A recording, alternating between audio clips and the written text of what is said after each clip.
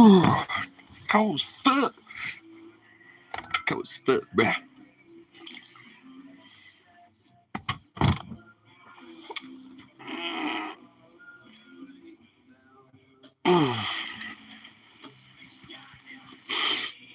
Well, I'm butting this up.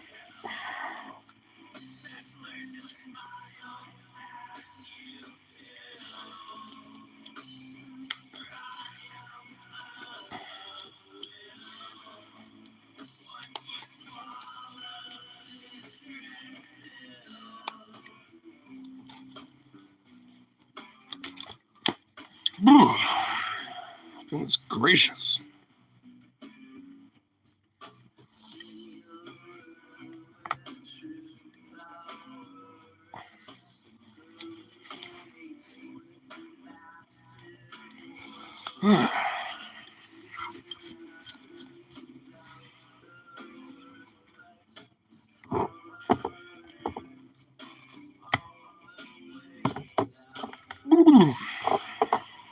Oh, goodness.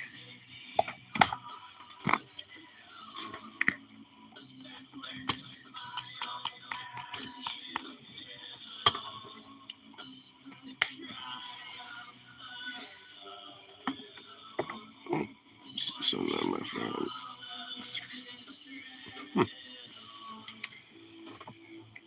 Oh, Harinos.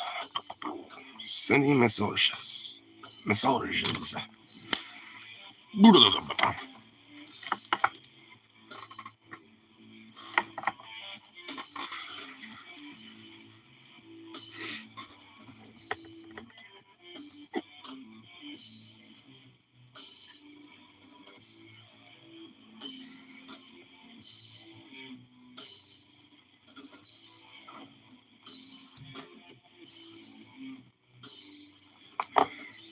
We're really having hiccups again right now.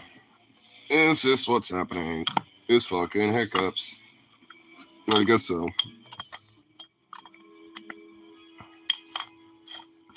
Fuck.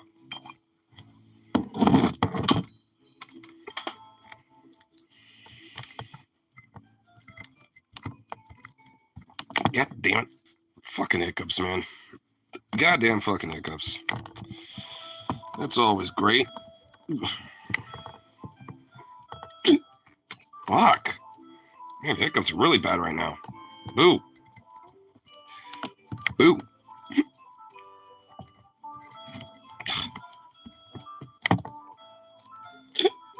Oh my fucking god. This is excellent, though.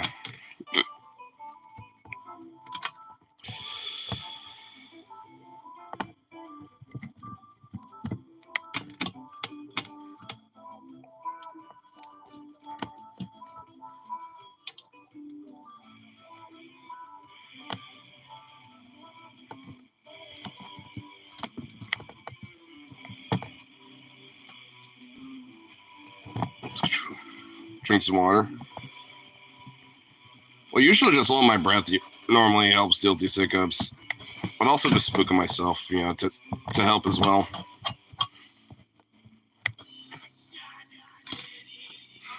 They'll go away. It's just kind of obviously amazing and convenient that they decide to start right when I start this.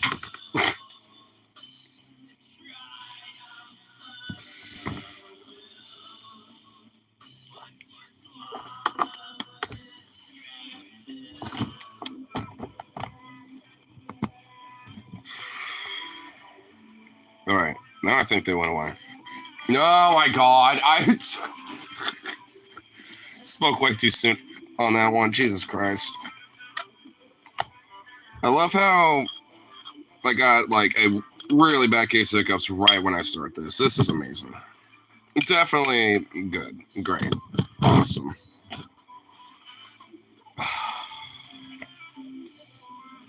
I was not expecting my start to be just going fuck. Maybe you take it a Toqua, because sometimes that actually has helped before.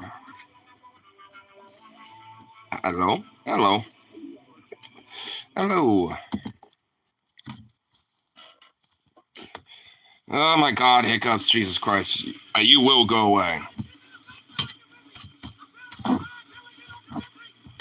definitely are not going to be sticking around that much longer, hiccups. Son of a bitch. Why does that even happen anyway?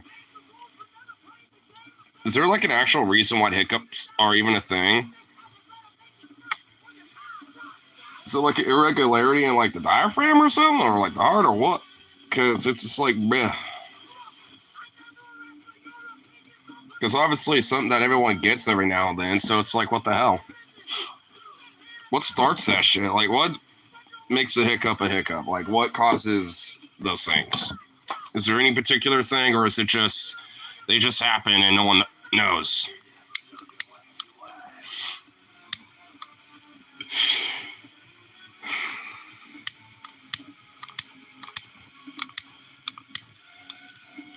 I gotta try to time this, but this fucking torch is not helping me right now.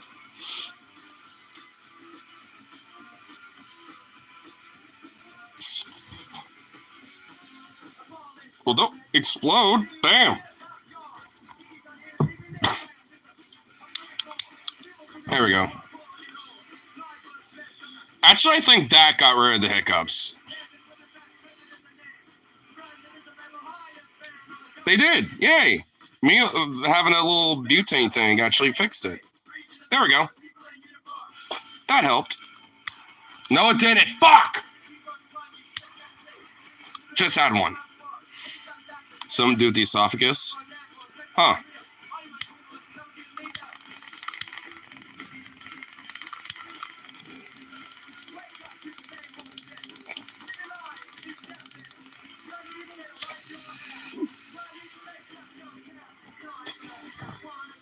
What's about the esophagus? This fucking soap.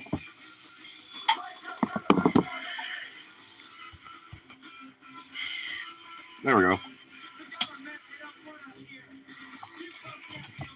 I guess we'll see if that makes it officially go away. And we can kind of get down to business. What type of business? I don't know. I don't really have much of a topic in mind. Just kind of, whatever. Wherever it happens to go. Hey, that did work. The collective efforts of butane and weed and burr has helped. I like that. I like that almost. I did take a little hiccup in the middle of that toke, and it didn't really feel good on the throat. Just a little bit. Doggo. You crazy little bang. Look at you. You little doggo.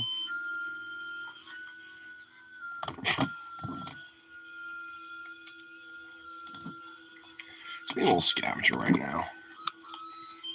Even though there's no reason for it.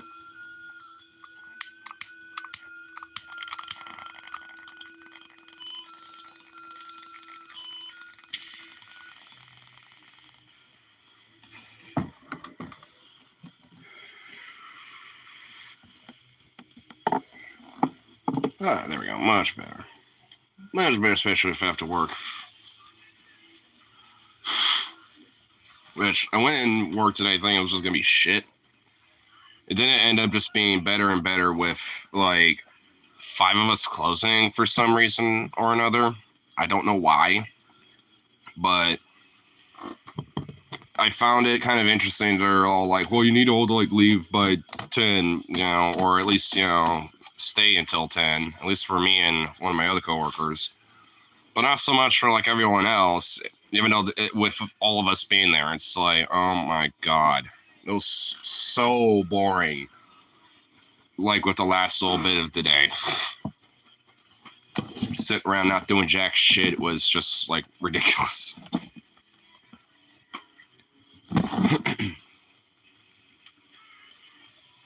I mean, in a way, I honestly don't mind it. I actually like it in a sense, but the fact that I can't just take a long-ass break, like a 20-minute break or whatever, just because fuck it, there's literally going to be nothing for me to do for a while, it's just really annoying. I mean, it's like, might as well at that point, especially if I'm going to be done by like 9:30, if I work on my normal pace, I might as well just take a little longer break and just come back and be done about around the time I need to get, clock off. But what, I don't know. It's not that big of a deal because I mean I got my phone, I got entertainment, but still, it's definitely a little bit of an annoyance occasionally.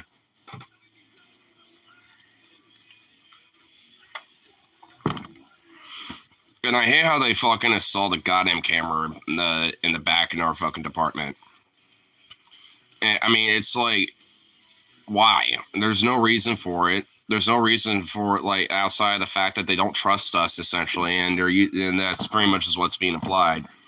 We don't trust you because we can't see what you're all doing back there, so we're going to like spy on you and make sure you're actually doing your damn job back there or something instead of slacking off. Which they're gonna find a lot of pretty much everybody doing at some point or another throughout the day. Like literally all of us. It's like, come on, dude.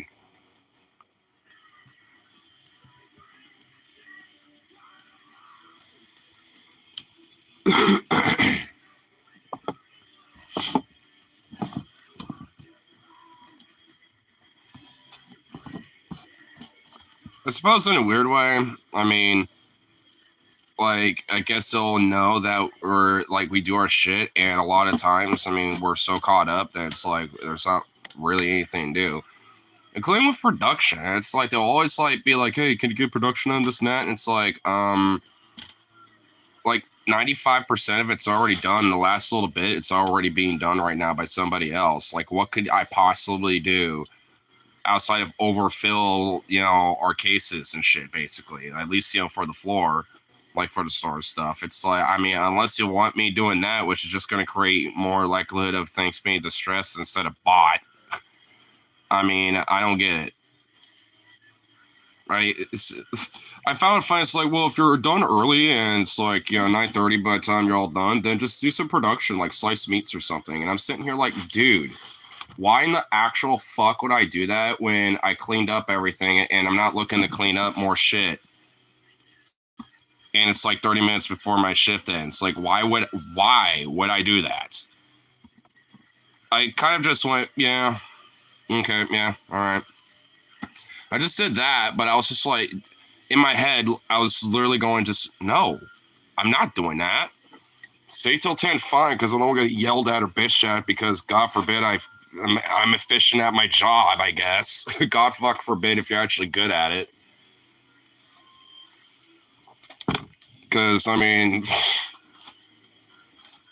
which I find is weird. Like, you can't leave her because you're too good at your job, basically, because you're efficient at, knocking things out and cleaning up things, blah, blah, blah. But if you pretty much, slack off and not do anything because you know that you can just get shit done really quick and you have all this time that you're just sitting fucking off and just killing, then they're going to bitch at you for doing time theft because you're not doing anything. You're just sitting around. You got time to lean, you got time to clean, it's that bullshit. And it's like, no. I mean, like, you want me to stay for the shift? Fine. But, like, I'm going to slack off for a little bit because legit, I'm not going to be doing production shit when it's 9 o'clock. That's just not happening. I could prep some stuff, I guess, like make sure that they, have things like, ready to go so they could just get it all, ready to tag, set up whatever they need to do. Shea manager again. It's actually weirdly kind of, or no, not really, but kind of worse actually. They installed a camera in the back of the deli today. Right when I showed up to work, they were just finishing installing the damn thing, and it's like now there's only like literally two corners now in the back that are pretty much cameraless. But now there's like a whole chunk of the back of the deli that, has a camera on it because I guess they don't trust us. They think we're slacking off or what? I don't know. Stealing food?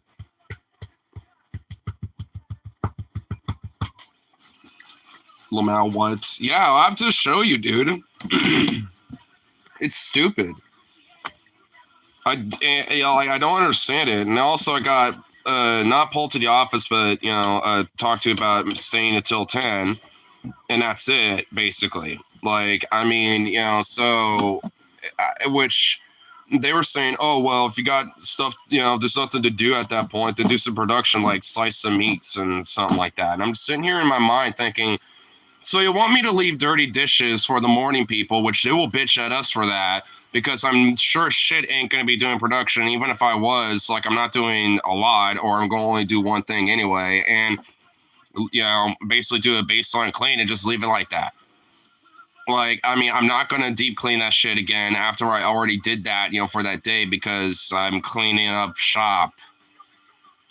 Like, it's stupid. It's like not exactly logical. Like, I can understand maybe be like, well, if you know some spots that could probably use some deep cleaning, like some extra, like, elbow grease around the edges kind of shit, then sure. But his first thoughts in his mind is like production. It's like at 9 o'clock, like an hour before my shift ends. No, that's not happening. Does she just sit in her office eating greets and pizza watching the live daily feed?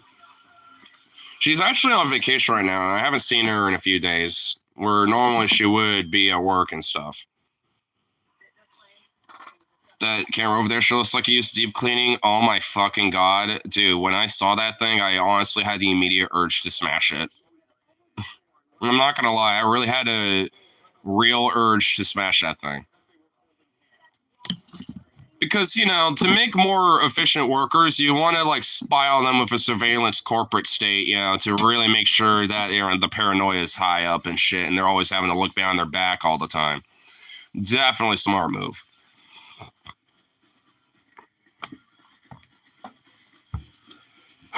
Definitely doesn't enfranchise your fucking workers.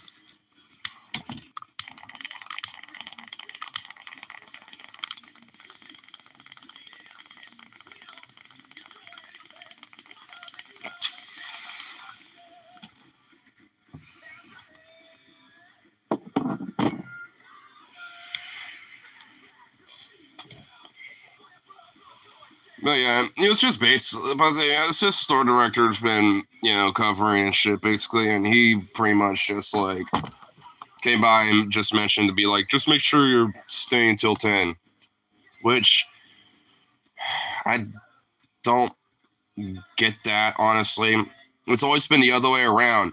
Leave by 10, don't stay until 10. It's like, it's in the past, like, it always used to be the other way around, where they didn't want us to stay longer than we had to. That's why I think, our routine is so efficient about getting out earlier than later, because a lot of us are used to that. Like, it's only really recently when they're like, I kind of flipped the script a little, and so it's just kind of fucking annoying.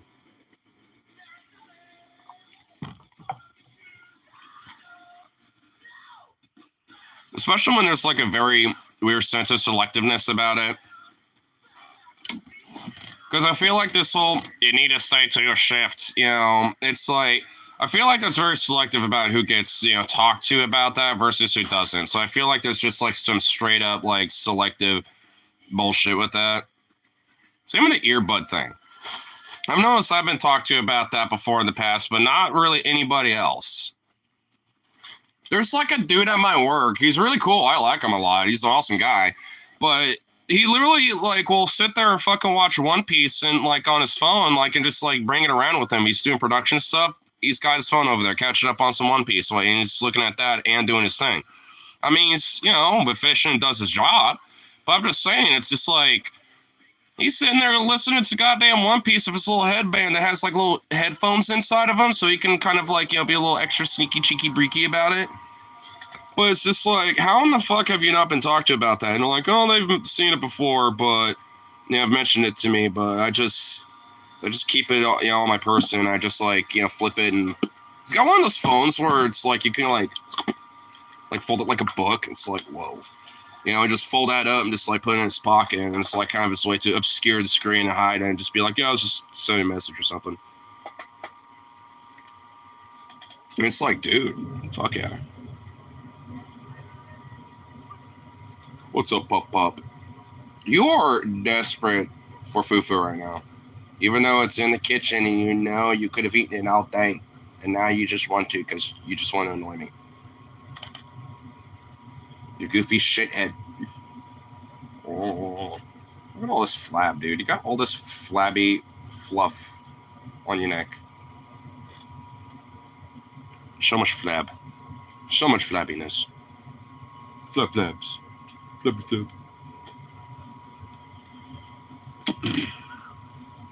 I'm just kind of glad that like work ended up being way more smoother today than I thought. Cause man, when I came in today, I really thought it was gonna be fucked. Like none of the dishes are done. Like cardboard was just everywhere. I was sitting here like, what the fuck? Was there like no one here this morning? And yeah, kind of. There pretty much wasn't. You know, and you know, like, but later that day, you know, another person would show up, be like, all right, start my shift. It's 4 o'clock, you know, ready to go. And then 4:30 would show up. Another person came by. And I was like, because I found out about that because I looked over when I heard my name. It's like, hey, what's up? And I was like, looked over. I'm like, oh, hey, you're working today. He's like, yeah. And I was like, yeah, I am. I just came in at 4:30. I was like, today's slowly getting better now. And then there was, and that made at least 4 at that point closers. And then at 6 o'clock, you know, we had one more show up. And I was just like, what the fuck? Like straight up. Because I was like, why is there 5 people closing on a Thursday? Wouldn't you want that for like a Friday or like a Monday? Like our busier days? It really just didn't make sense to me. I don't know who does schedules, but they're not exactly great at doing them. Considering we don't have the department manager right now, I'm pretty sure it is the store director doing it. And she needs to be better about that.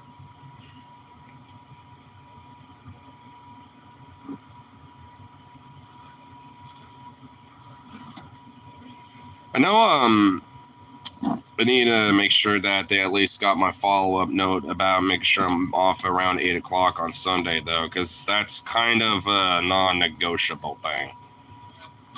I'll just straight show up early at like noon. I don't give a fuck. I'll like wake up. It's like noon. I'll be like, all right, I'm fucking going, and I'm leaving at 8. Like maximum, I'll stay. It's like 8:30. I ain't staying later than that. Like just period. Like, you know, because I want to at least make sure I have enough time to make sure I get to the airport and stuff. And hypothetically, I should be able to have enough time to maybe, if there's a little spot open in the airport, like that's near the gate, then I'll just probably just, you know, grab a quick bite and a quick drink, you know, and just wait for the, you know, wait for all y'all, you know, pretty much, at least wait for Ripsy and Melty. Because hypothetically, if everything's timed right, I might be able to show up just a little bit before they do. So, I mean, if anything, if they, you know, show up, you know, stuff, and I'm just grabbing a quick bite, maybe we'll just all do that and just make sure we get to the gate, you know, just before boarding. Because if it's like, I don't know, let's say, you know, it's like 11 or something, and, you know, everyone, you know, gets through TSA and shit, like, no later than 11:30, because it's going to be at night. There's not going to be a lot of people in general. It's going to be a quick, easy peasy thing. It basically, you know, should just pretty much, yeah, it should at least leave us like a good hour, you know, to chill, maybe eat some food or whatever, if there's something open. If not, then whatever. We'll just hang out.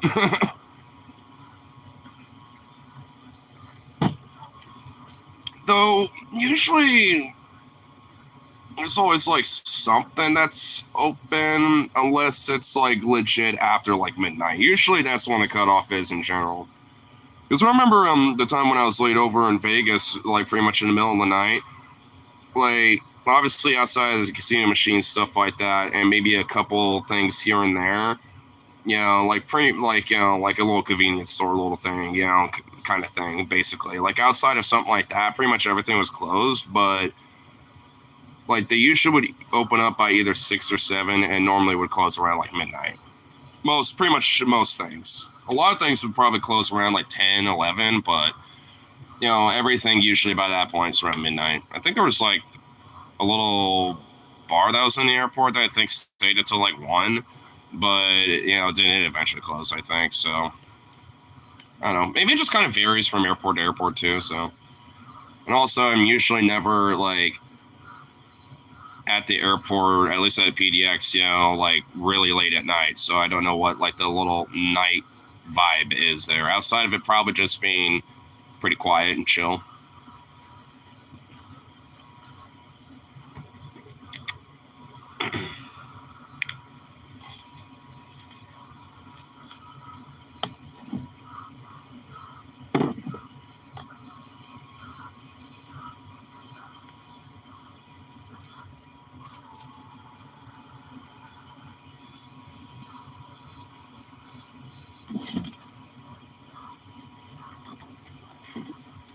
Dougal. I think he gave up. I think he gave up trying to annoy me.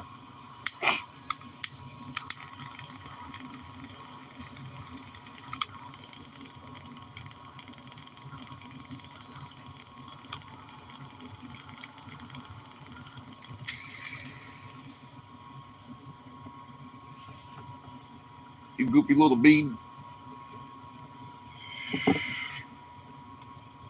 Dog is a goofy bean. A goofy bean, indeed.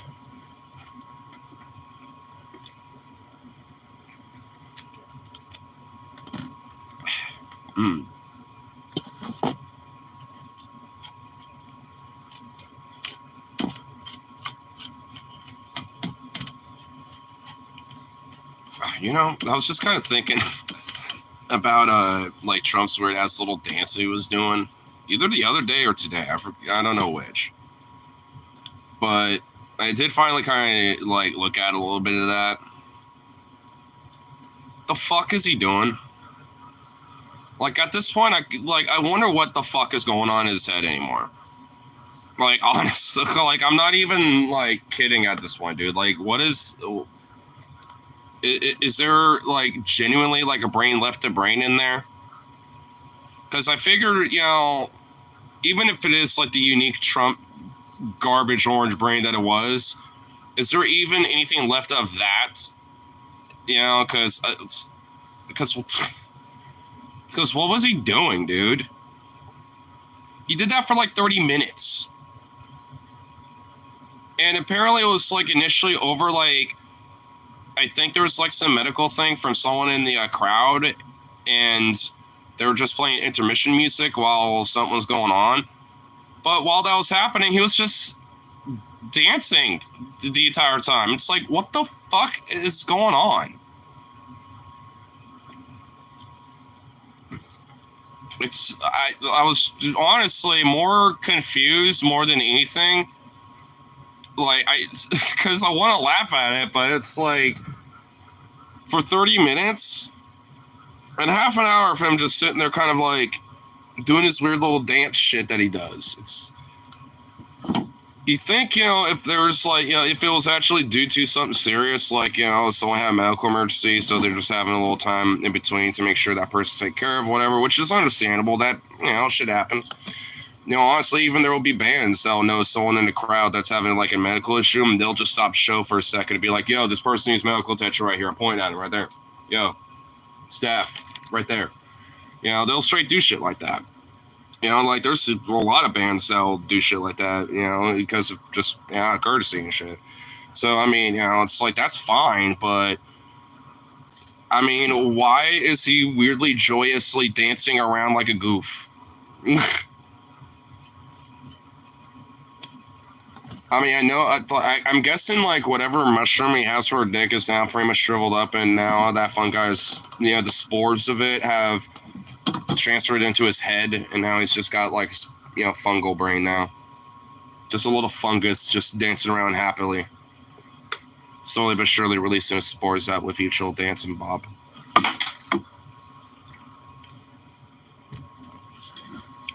Fucking absurd, dude.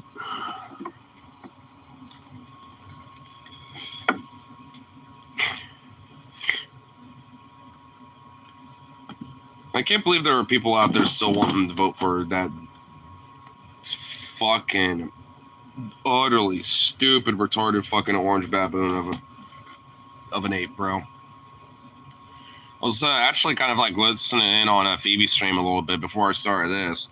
There was like some dude that went in there being like, Yeah, Trump 2024, brother. You sound like a libtard, so fuck you. I'm sitting here like, man, like, are you still living in like 2016, my guy? Like, goddamn, bro. Like, how in the fuck is there someone unironically being like, libtard Trump, yo? Like, ugh. You know, I kind of wish it would come in here more often, you know, like dead ass, just so I could fucking question them and, like, you know, tap into their psyche, dude. Like, dead ass. I want to be like, yo, the fuck? Like, honestly, like, explain why. And don't give me no bullshit. I want an actual cohesive answer, being like, well, because of X, Y, and Z. I don't want to be like, because I like you, trigger libs. That's not an answer, and I won't accept it. I want, like, you know, something from them, you know what I mean? I don't think I'd ever get it. But goddamn, I want to prod them until they fucking say it, you know? Like, I want to know. I kind of want to, like, at least get their psyche at least a little bit, you know, just, you know, on the virtue of wondering, like, what, like, you know, makes someone like that, you know? Because I can get, like, the blue collar, like, oh, I'm a trucker out there, you know, and, you know, this bullshit, you know, company and all this shit's been fucking me for too long, and, you know, at least, you know, I like that truck because he don't give a fuck, and, you know, that thing's for work man kind of thing, brother. Like, I honestly could get that shit. I get, like, the, you know, motherfuckers that at least touch grass and shit, but are, you know, still ignorant about a lot of politics and whatever the fuck. And, you know, and got their leanings and, you know, and shit, you know, from that, right? Like, I get that. But this weird, just, like, trigger libs, I mean, because if it really is just that, that's pathetic. Because honestly, like, I can easily base a lot of my politics on just trigger right-wingers, but I mean, you know, it's like, honestly, I don't even need to do that just because my virtue of my existence does that anyway. So, at least, you know, for the online sphere of things, I guess. But, I mean, you know, all in all, I mean, it's just one of those things where it's like, if it really is that case, it's just genuinely pathetic because, I mean, I could do that. It's not that hard. And frankly, considering how rampant and how many of them there are all over the internet and shit, especially with what I get recommended algorithmically, like, I get the New York Post community posts on YouTube all the fucking time, and I'll just, like, read the comments a lot. Bro, it's just, like, unadulterated, just straight out racism and shit in those things, bro. Dude, those comment sections are just unironically just unadulterated racism. Not all the time, but a lot of them are. Especially if it has to do with, like, you know, something that has to do with, like, you know, a black person on social media, Kamala Harris or Obama or whatever the fuck, or crime, you know, or migrants or whatever. Dude, it's wild. It's fucking wild, bro. It's nuts. But, you know, I can easily base my politics around just, you know, sticking around in those areas and triggering them instead of lurking on 4chan just to kind of see what some people think and say about things.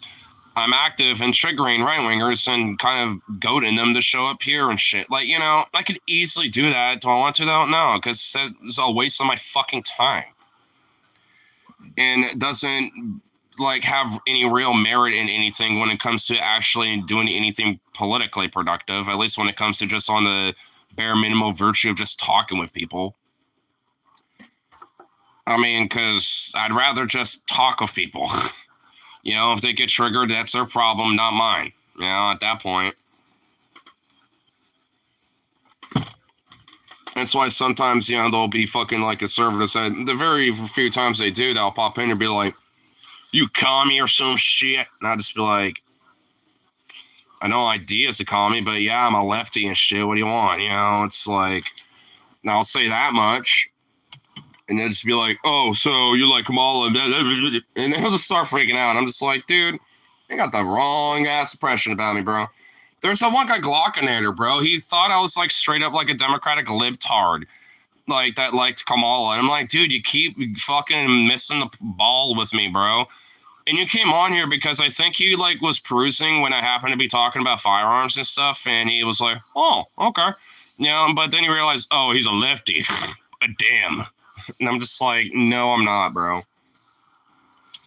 it's like, dude, I mean, it's one of those things where I'm just like, bro, like you're missing the fucking mark, and it's literally because you're just trying to do a trigger the lib thing. It's like, bro, like I mean, I get it, but dude, you're barking up the wrong tree, brother. You know what I mean? I think that's why he fucked off after a while, which is kind of unfortunate because I mean, the few times where he wasn't acting like that, it was actually pretty chill. You know, as far as I cared, you know, so whatever, but you know, it's like, dude, like trying to goat me into being like, well, it's like, come on, man. It's just kind of like a sense of maturity at that point, because it's like, you know, it's like, because I have enough maturity to essentially to say like, hey, like I don't need to be goaded into the shit, because frankly, it doesn't even relate to me, you know. I'm not like some litard damn that votes Kamala, because I literally am not that. I kind of honestly bitch at those people because of how annoying they are. So, I don't know. Like, I'm in my own sphere with that one.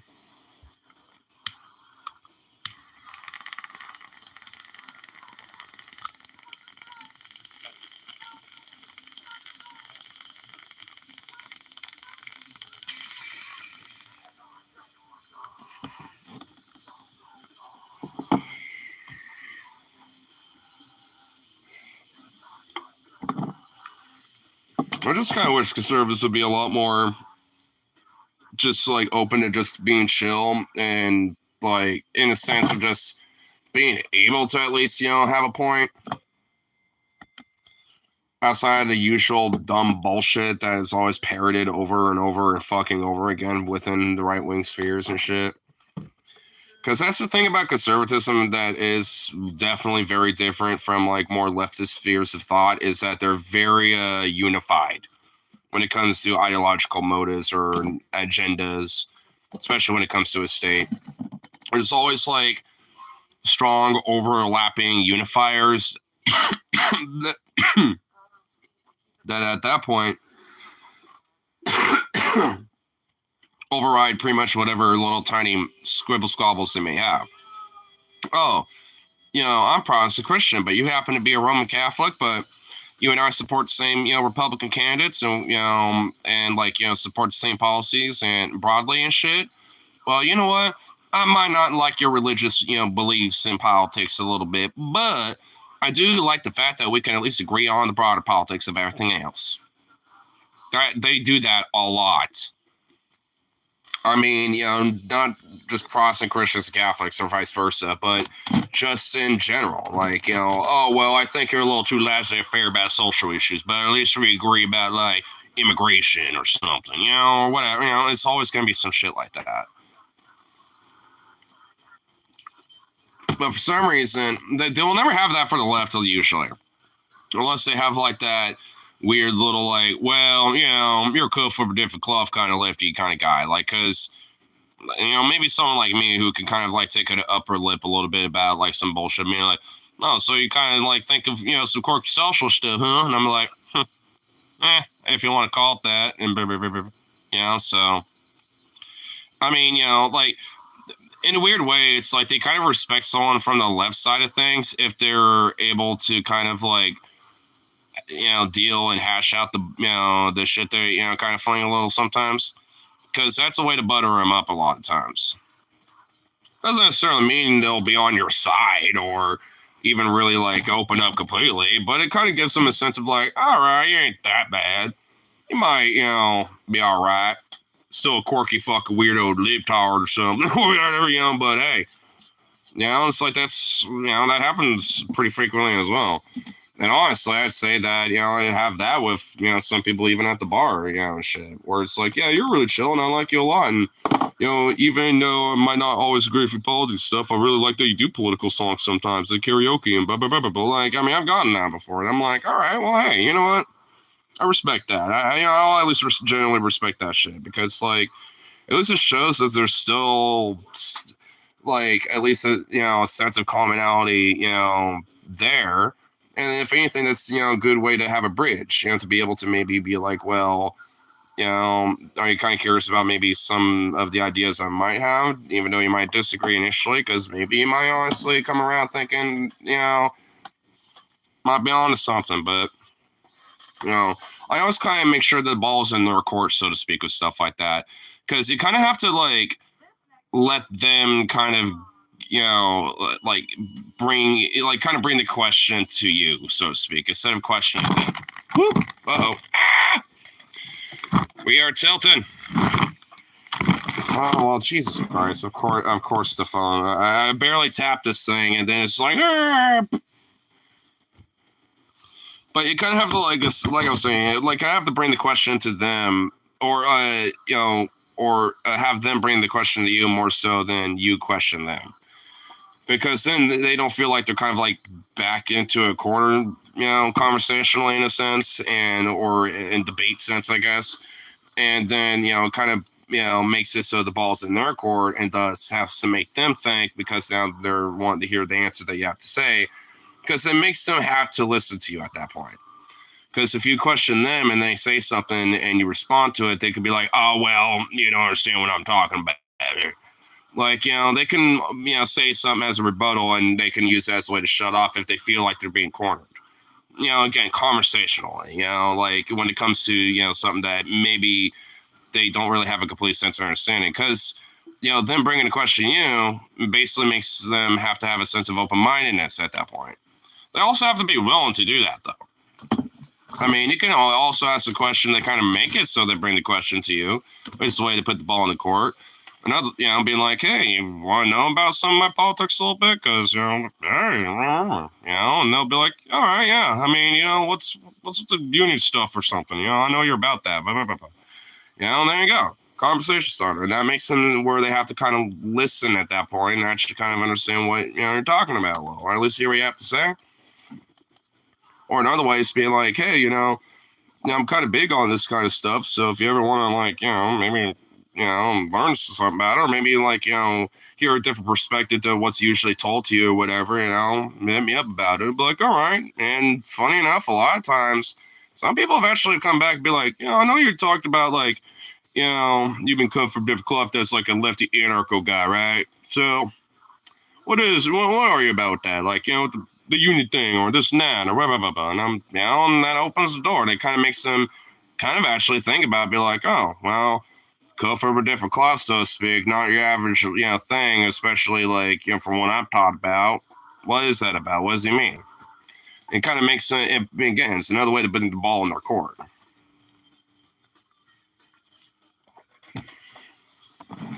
But it's just really hard when, especially online, so many conservative weirdos just aren't even wanting to even consider that as a thought, let alone even do it. Because honestly, like, if you go to, like, a restaurant or a diner or a bar or whatever, and you happen to, notice, like, some conservative folks and shit, I mean, chances more often than not, they will generally be okay with having a conversation with you. Just dead ass. They just straight will. They might not be open, completely, but they'll be fine with it. Because I've had that. I've had those convos. Sometimes them coming up to me about some stuff, and sometimes I'll overhear a convo and kind of, butt in a little, and they're okay with me coming in because they'll be like, well, if you're listening, well, what do you think about that then, youngster? Or whatever.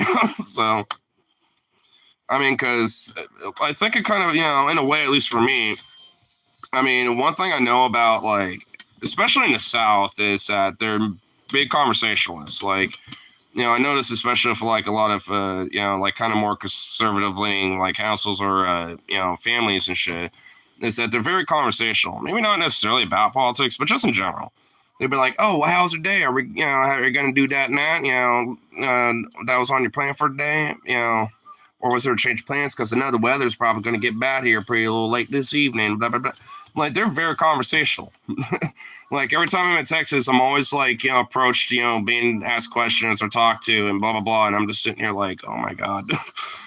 My social battery's going to be drained by 5 this afternoon. Oh, no.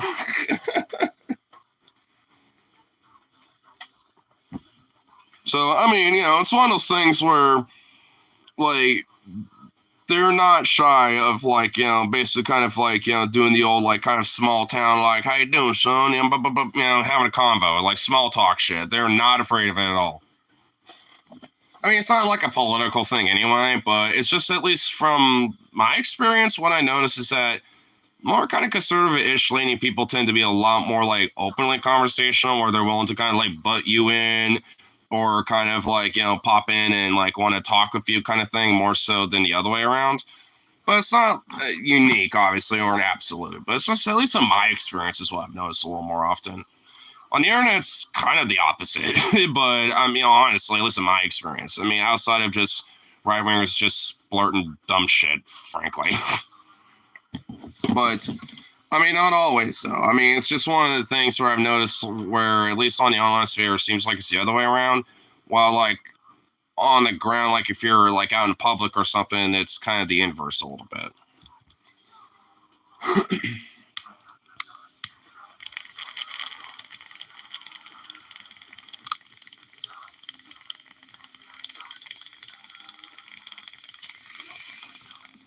Because I'll admit, I'm not exempt from that. Like, I'm definitely a lot more conversational and open, like on an online sphere. But like on the ground, like, or like outside, out in public, at work, whatever. Like for me, like I kind of need to be approached, and like someone needs to kind of start the convo with me more often than not.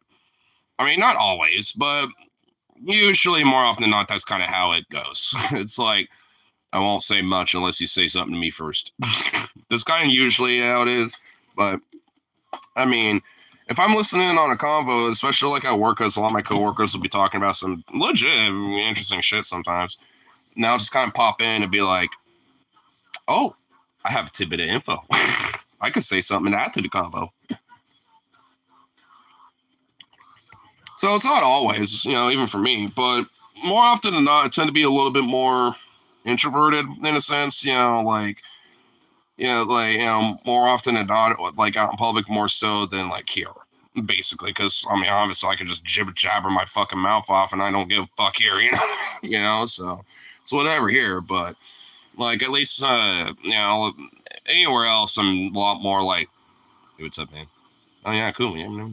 I'm more recluse. If anything, more so, just kind of save the social battery, because I got friends sometimes, like Logan, sometimes where it's like, my social battery is going to drain pretty much for the rest of the night. And it's going to be just my homeboy here. But at least at the end, nah, fuck. That's just, so I'm kind of save it sometimes a little bit just for that, because I don't really need to drain a social battery doing this. I mean, there's sociability to it, but not the same social battery,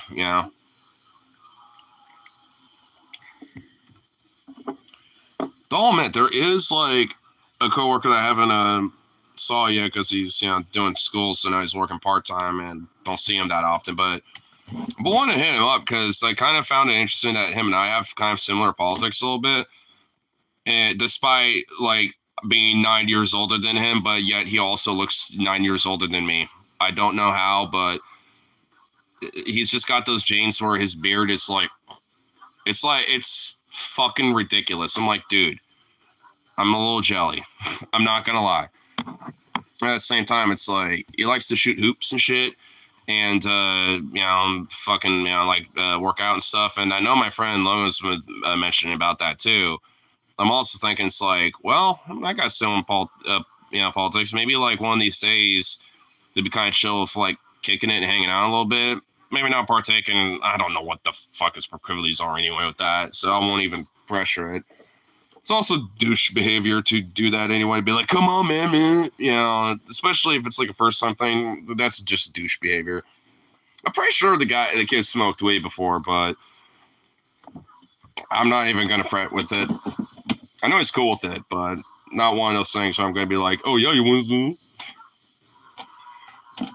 But it's one of those things where like him and I definitely got some similar politics. And I actually kind of wanted to like ask him about like about some things, and like if he knows any any particulars about like certain history or certain things and shit, and maybe ask about like like maybe like, hanging out at, after like, work and stuff too as well, just on the virgin, maybe like getting together with my friend Logan and seeing if like, at the very least, we can all kind of get together, do a workout thing. Because one of the things that's kind of kind of made me not do that as much right now is mostly just because I don't really have friends that I have time or availability to do it with. But now on my, now that I'm starting to have more availability and time, I'm just kind of thinking, well, I could probably at least, do a little bit. Because honestly, I mean, for me, I definitely want to like get a little bit more of an upper body strength going. I mean, it's not bad, but it's just like, I could use a little bulk up here, a little shoulder, arm bulk up, just a smidge. Not so much here. I'm fine here. My legs are already bulked up because I ride my bike and walk and stand all the time and shit. The only time I ever sit is when I'm doing this practically. So it's like, I mean, my legs are fine. I got a fucking mean kick, to be frank. So, I mean, got some hefty legs. There's some fats on there, but there's some muscle meats on them bones. Like, these fucking legs are absurdly thick, dude. Like, my thighs are huge.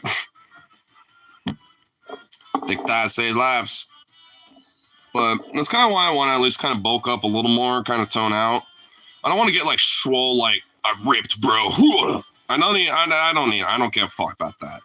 But toning up a little bit, especially upper body tonnage, yeah, wouldn't hurt to have a little bit of that going on. Maybe shoot little hoops or, a little something. Little extra cardio work, stuff like that.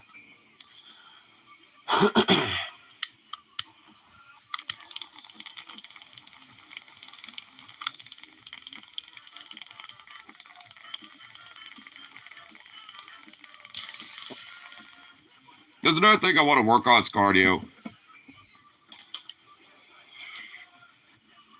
I want to try to like, get my lung capacity back into some better state, because I want to get back into playing my trumpet because I still have that in my room. I need to clean it and re-oil it and lube it up more and stuff, which I still have all that shit, so I just need to take a day to just clean it a little bit, which luckily ain't that hard. You just need like something like, mild dish soap. Just stick it in the tub, let it soak for like 30 minutes. Get like a little scrubby thing and, just kind of scrub the shit. And then rinse it out and there you go. Lube it up, oil it up, and ready to go. So I just need to give it a deep clean for sure. But I mean, after that, I want to at least try to get back into playing that a little bit. And I need to get some new strings or see if one of my friends has like the small E string, the 6 string.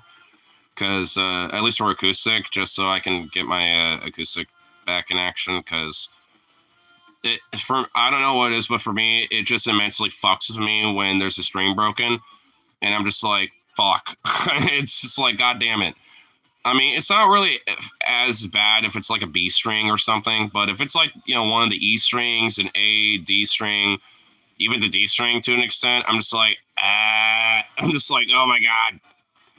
I don't want to play it. It's like, I just don't, because it just doesn't feel good anymore. It doesn't feel right. It's not as full as it can be. And honestly, a lot of songs I do know incorporate that E string, because a lot of them are chord-based songs, and a lot of the chords that I do incorporate that string. So it would just feel empty, and it will just not sound right. So it's just like, eh. But I've been kind of getting back into swing on my acoustic bass I have over here. It's me and my friend have been jamming on that for a little bit for the last couple nights.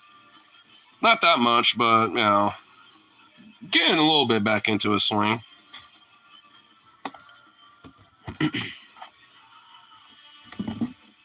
I think I asked Logan if he had acoustic strings, and I don't think he does, but I need to ask Grip if he does.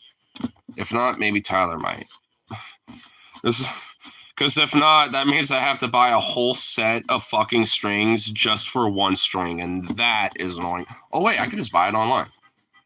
I could just buy singular strings online. I just literally realized that. I'll just do that.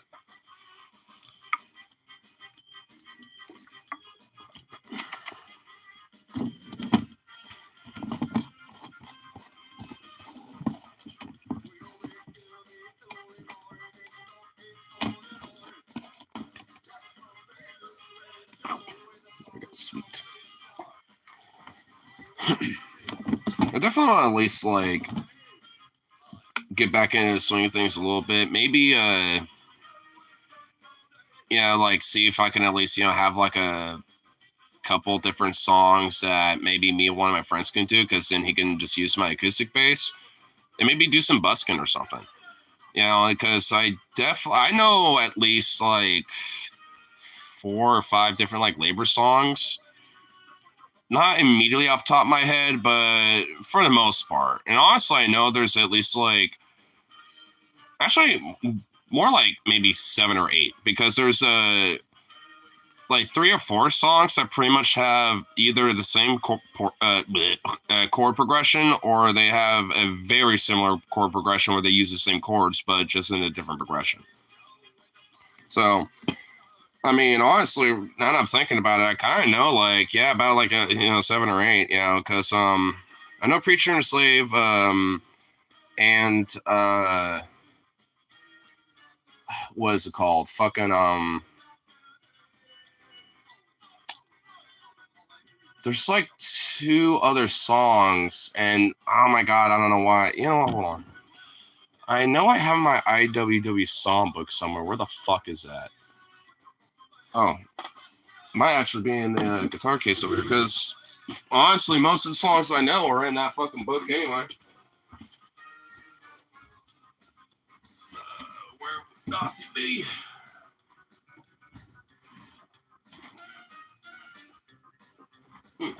Well, actually, it ain't in here.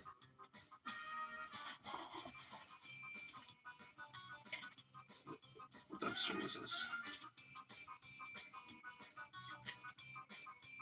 Awesome bass thing. I found a pair of strings in here. I was like, oh shit. Is this what I think it is? Alright, well, it ain't in there. Okay, so it is over here somewhere.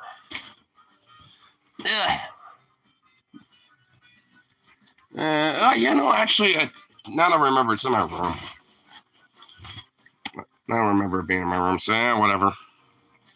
So I remember having it in there too. And yeah, it's in there.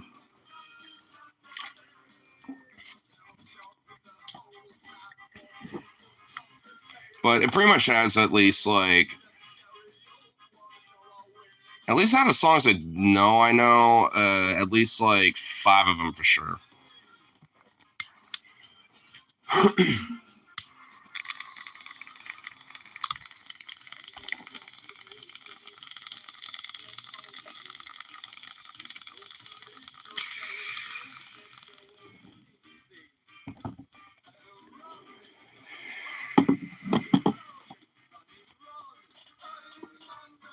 Ooh, that felt good. Oh, wait, is that it? Oh, no. It's just a little pamphlet. I do have all these little... speaking of the IWW songbook, I have all these little pamphlets, too. That would not be a pamphlet. It's actually something I want to make sure that isn't seen on stream. But I have actually like a lot of these different essays and texts, by Lucy Parsons on this thing, which, if anyone doesn't know about her, she pretty much was a major element to the whole Haymarket affair, and was pretty much like also one of the founders of the IWW, and was kind of one of the major influencers of kind of like radical direct action, when it came to like, worker, tactics and shit. Factory suddenly is a pile of ash kind of thing. Very fond of shit like that. Scabs or cops got in her face, she'd punch them. Got in a heated argument, type of thing, she'd punch you probably. She was very aggressive and radical about her beliefs and shit.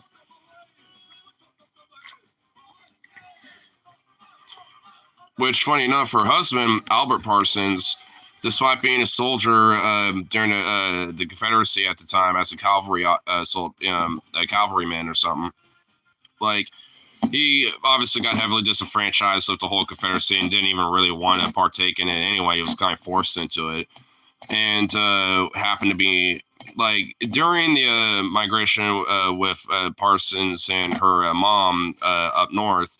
He married her after meeting each other, and got really infatuated with a lot of her beliefs because she really got radicalized due to a lot of the things that she saw traveling. And both of them pretty much, got together, worked on the paper, which a lot of those essays actually came from their newspaper in Chicago at the time. Basically, ended up becoming very major, influential people, not just for labor, at least at that time, but also just for Chicago, too, in general.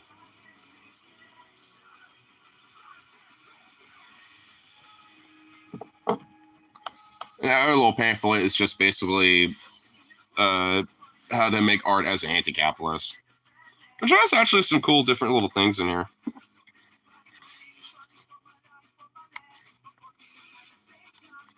It just kind of, explains some different, broader, like, philosophies of things about, like, hey, you're an artist, but you also don't believe capitalism, but art also has kind of been commodified, within it, and blah, blah, blah. It's actually kind of an interesting little read. And honestly, funny enough, where I got him was on Etsy. Like, there was there was like a shop on there that was selling little things like that. I'm pretty sure the shop is still there. Actually, pretty sure the oh yeah, the artist is here on the back, Candy Coated Press or Poisoned Candy Press. I'm pretty sure that other one comes from them as well.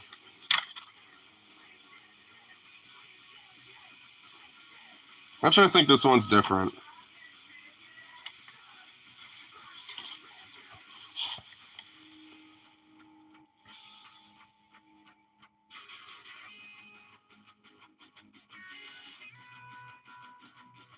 Yeah, it is actually by a different person, but this only has their acronym on there. BY. It's like, damn it, that doesn't help. But I'm sure it can be found, because it was also on Etsy too, so I'm sure that shop is on there as well somewhere. I know I got like one or two more around here somewhere in there. Because I get different little piles of like set lists and those things. I need to get like a little notebook, honestly. Mostly just for my set list, because honestly, I have like a huge pile in my room and a huge pile that's been stacked up over here. I need a little notebook with like those little nice little kind of plasticky covers, and just get a shitload of those, and just slowly but surely fill that up with set lists over the years. Like, I just need to do that because, I mean, goddamn, dude. I've collected so many set lists over the last couple of years, especially the past, like, year or two, especially from these punk shows. So I'm just like, what the fuck am I going to do with all these? So I want to keep them, because, it's a good way to at least, be like, oh, what was that one song that I know they played live that was really badass? Oh, yeah, here, I got the set list for it. So, I mean, like, I know my work actually has got at least the binder side of things, but those little plastic cover things, I might have to go to like Office Max or some shit like that.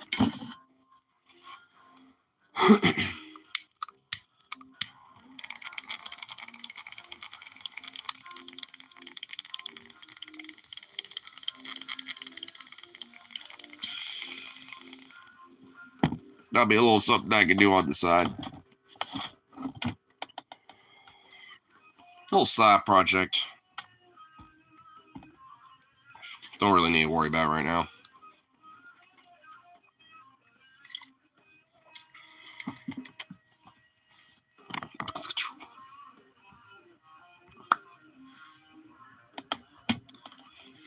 What the fuck? Why is it?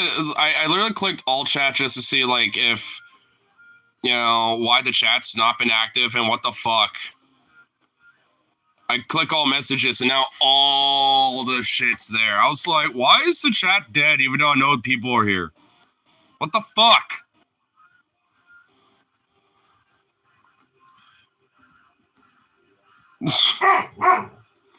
Mind over matter. It's a trumpet, the instrument of angels. Be an angel, ignore. Well, I need to get back into it, dude. Like, dude, playing trumpet requires a little muscle work here. I haven't worked this muscle out in a long time, dude.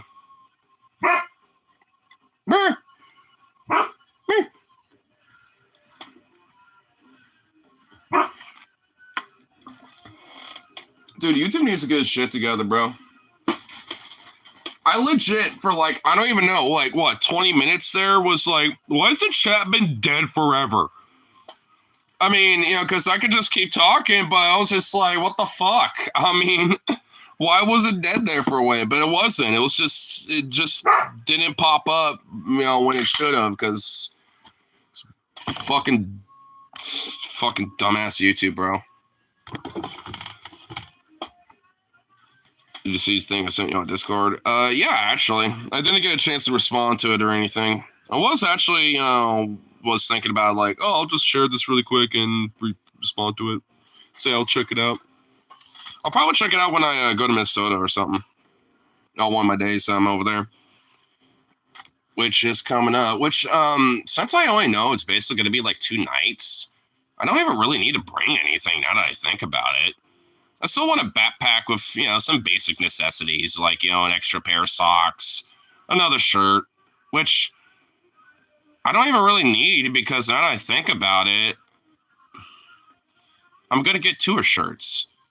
I'm going to try to at least get one for the Who, even if it's not really a 2 shirt from them, I don't really care. But I'm definitely going to at least get a 2 shirt from Iron Maiden. So I don't even really need to bring much. Just basically a backpack with some socks, my basic necessities like some charger for my phone and my earbuds, shit like that. Stuff my sleeping bag in there, and an extra pair of pants, I guess, and that's basically it. I mean, honestly, I don't even really need to bring much. I just now realize that. I'm just like, I don't need to bring jack shit. I just need a little space because I want to check out a museum. And honestly, all my friends are down for it. Tyler and Stefan are all on board with it. We just want to pick a spot. I did find this place called the Bell Museum that's a little bit of a distance away from the hotel, but there's a bus that goes there. And it's a prehistoric museum, dude. It's got prehistoric shit, like, you know, and some mammoth stuff, you know, some prehistoric, like, mammoth bones and shit, saber-tooth stuff. It's like, dude, I'm like, yo, let's check that shit out, honestly, bro. That sounds dope. That legit just sounds fucking awesome. I'm not even gonna lie. Like, I want to go there. And, dude, there's also an art museum. I forgot what it was called, but, dude, the building is metal as fuck. I mean metal as in, like, fuck yeah, that's metal, dude. Because it is, I'll have to, like, you know, share the links to you because, dude, it is fucking awesome looking. I'm thinking, you know, maybe we can hit both. Maybe when we show up, you know, before we have to check into the hotel, we could just go to that museum. By the time we're done, it'll probably be around 3 o'clock anyway. So we'll just go check in our shit, go grab some lunch after that once we get our shit. You know, tucked away or whatever. And then, you know, if we want to, like, stay up and do some other shit, then let's do that. If not, let's just go to the hotel and just relax for whatever the fuck, you know. Yeah, I'll see, you know, go from there. I'm thinking that would be a good plan because at least then we're near-ish where that is, but a bus goes there, and that does take some time anyway, so that kind of helps kill some time while we have to wait to check in because we can't check in until 3. So, I mean, which is fine, you know, and I think honestly that works because we're going to show up at Minnesota at like 8. And I think that museum opens at 10, and by the time we get near that area, it'll probably be around that time. I mean, you know, so it seems like it would work out, to be honest. Unless for some odd reason that hotel is like close on, or not that hotel, but the place is close on. Well, no, it'll be Monday by the time we get there. I keep thinking on Sunday form because, like, we're leaving pretty much on Sunday night, Monday-ish morning. Not really Monday morning, because after midnight, yeah, that's technically Monday now, but that's still Sunday night, you know? it's not really morning until around like that 3 o'clock period. That's like the transition area. Depending on how you feel about it, you could take an hour or give an hour. It could either be like 2 or 4. I mean, depending on how you feel about it. For me, maybe more closer to 4, especially now that it's like, you know, more fall and winter time. So, in Minnesota, they say, don't you know, a lot and make you eat nothing but stew and gumbo. You got a problem, gumbo? You got a problem, gumbo there, boy? Yo, boy, you got a problem there, gumbo now, boy? Well, I'll tell you, I've not got a good gumbo in a long while. Have you ever talked shit about a gumbo now? I know I went Norla, you know, with that one, but, you know, whatever. Dude, I mean, bruh, I will fucks with some stew and some gumbo, dude. Like, I will fucks with some gumbo, okay? Dude, bro. You know, dude. Have you heard of hakado? It's a Swedish thing. I'll say that. It's a food. But it's a H-A with an accent, R-K-A-R-L. Hakado. And you want to know what that is? You know what? I'm not even going to say it yet. Take a guess. Take a guess what that is. Take a guess what that is. I just want to see if you can even get close. The top of gumbo? No, it has nothing to do with gumbo. Oh, got nothing to do with gumbo? Got nothing to do with that. I'll just tell you this much. It involves the ocean. That's it. That's all I'm saying. It involves the ocean. Literally the only hint you're getting. Think about the different things that Icelanders naturally would probably be eating in their diet. Is that really stinky fish? You're really, really fucking close. I'll just fucking grant it to you. It's not a fish, it's a shark. Greenlandic shark, and they ferment it. Yes, I've had that. It's traditionally taken with a shot of Brennivin, which is Icelandic spirit. It's not even a vodka. It's just a fucking, just straight up, like, spirit. And honestly, dude, I'll say this. You really need that shot. The one that smells like legendary sour ass. Oh, yeah. Oh, you want to know something, though? You want to know what's fucked and weird? It just is, the taste, it's just really fishy. It's just a really fish taste. You know, like, you know, just like that really intense fish flavor or fish smell. That's just, well, not the smell, but, you know, just the flavor of it. That's just what it was. Weirdly enough. It was really chewy and rubbery, and it had like a sheen around it, honestly, dude. So that's what I'm saying, man. You need that shot of Brennivin because I swear to fuck, that's the only way you're getting that in your gullet.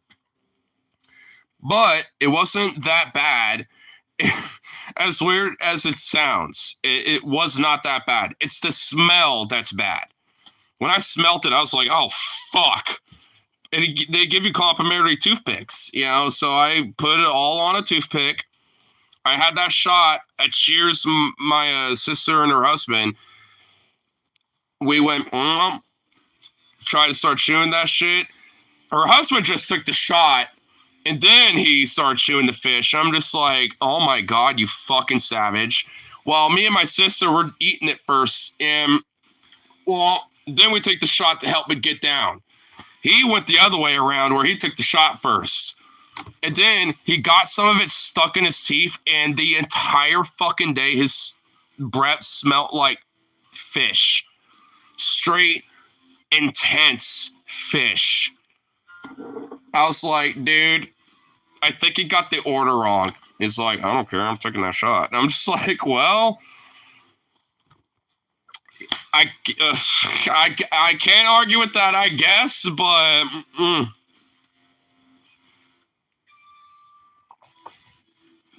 Oy vey. That's all I have to say. Because, like, goddamn, bro. Man, dude, it's gonna be wild to like potentially, see my niece or nephew, but I also realize that I'm gonna have to drive over there. Like from what I read, from what I was like kind of following up about that. Listen to my mom, and I was kind of telling her, I'm like, my work ain't gonna allow that because I'm gonna basically be gone for like a week and a half to 2 fucking weeks on a emergency thing because it's out of state. I need to fly there. Like, I mean, honestly, like that's gonna be the only way that's gonna fucking work unless you want to just like have someone take turns or some people take turns just not stop driving basically. Because there ain't no fucking way. Like, I mean, as much as I want to stay for a long time, like, I guess the only thing I can say is like I'll just have to let them know, and I don't know exactly when. We just know it's expected. And they're just gonna have to suck it up, I guess, and just take some sick leave, I guess. It would be a family thing. Family medical, not really emergency, but a thing nonetheless. So I don't know, because I want to be there for that, obviously. But it's one of those things, man. It's like fuck. I'm gonna be in a pickle on that one. I'm just gonna make sure they know about it, though. I'll just have to let them know we don't know when the baby decides to say fuck it, we're coming out. You can't prep for that, so as soon as I get that info, I'm going to be like, all right, I'm going to at least, be gone for this amount of time. I'm planning for that because of this, it's a family thing, like, unfortunately, like, it's not something I can just plan. It's just something I have to let you know ahead of time and warn you that it may happen, and not just may, but will happen. I just don't know when, because a baby coming out when the baby decides to come out.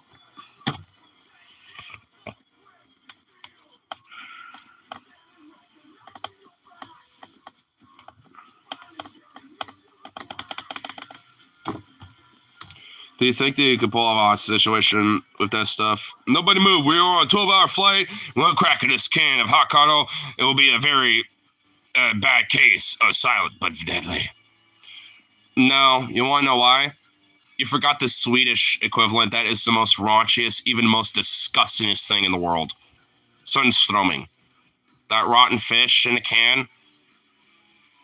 That, dude, have you seen people open that shit up in their car?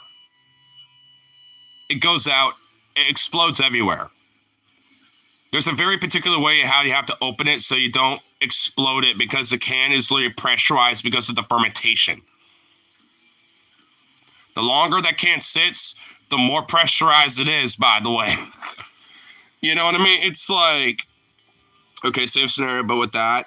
Oh, you could easily do a hostage situation. I think regular police would just show up and then they'll just tase you. But it wouldn't be like the GIGN or fucking like SWAT on your ass. It'd just be regular police. But I think a lot of people will just think you're an idiot or a troll or just being a fucking dumbass or something. But then you crack it open. But you have a mask. You have a gas mask or some shit.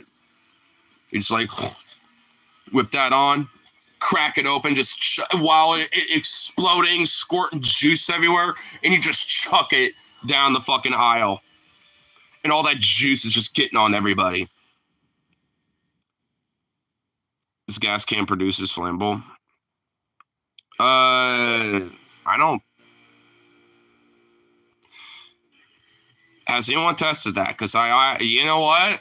I don't know. That is actually a good question. I am not going to fucking open or buy a can of that to test that theory because I do not want that fucking rank stench on my ass. So someone else can go do that. That one Swedish guy on the flight. He is not lying. Oh, let me tell you, yeah, he is not lying. That would really burn the insides of your lungs. Nine. Don't do that. Do not do that.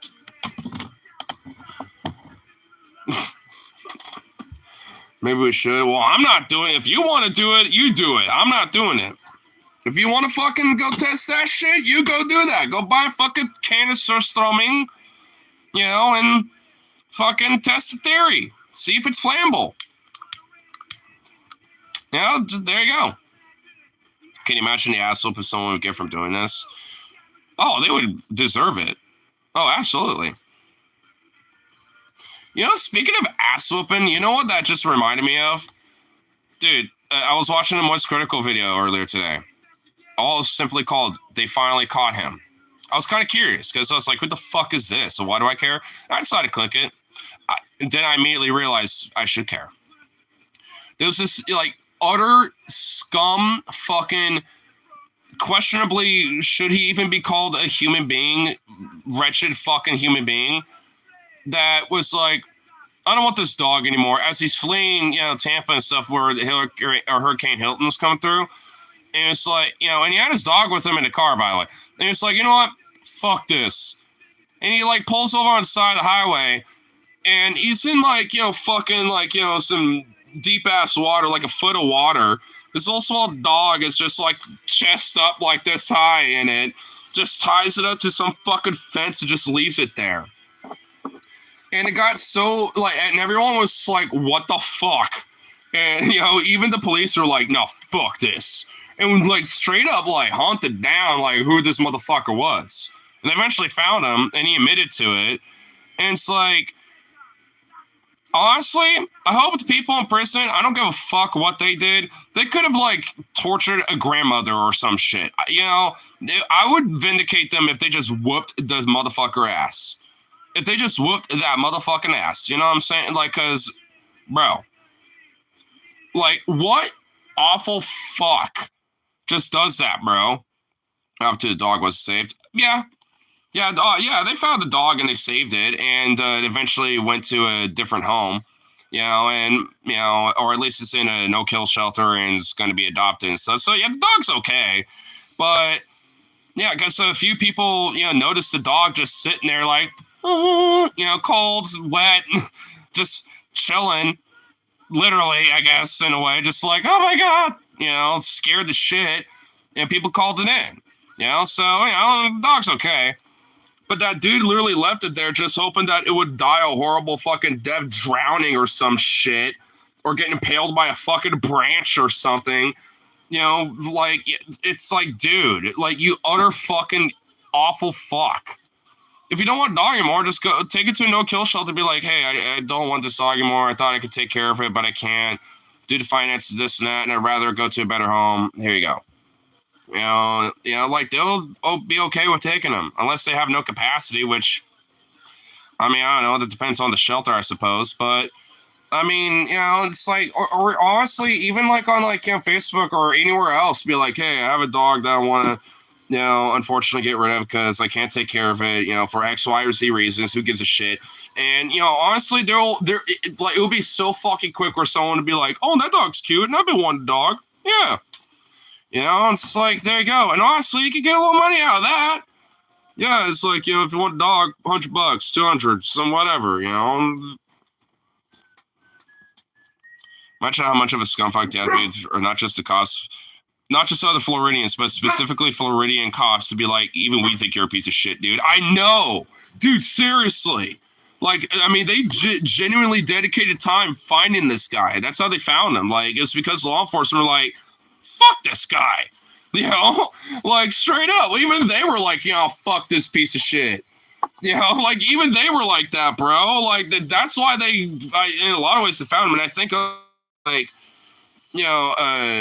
called in some about it or something. There was a few details about it that I, didn't quite get because I was listening to it while I was at work.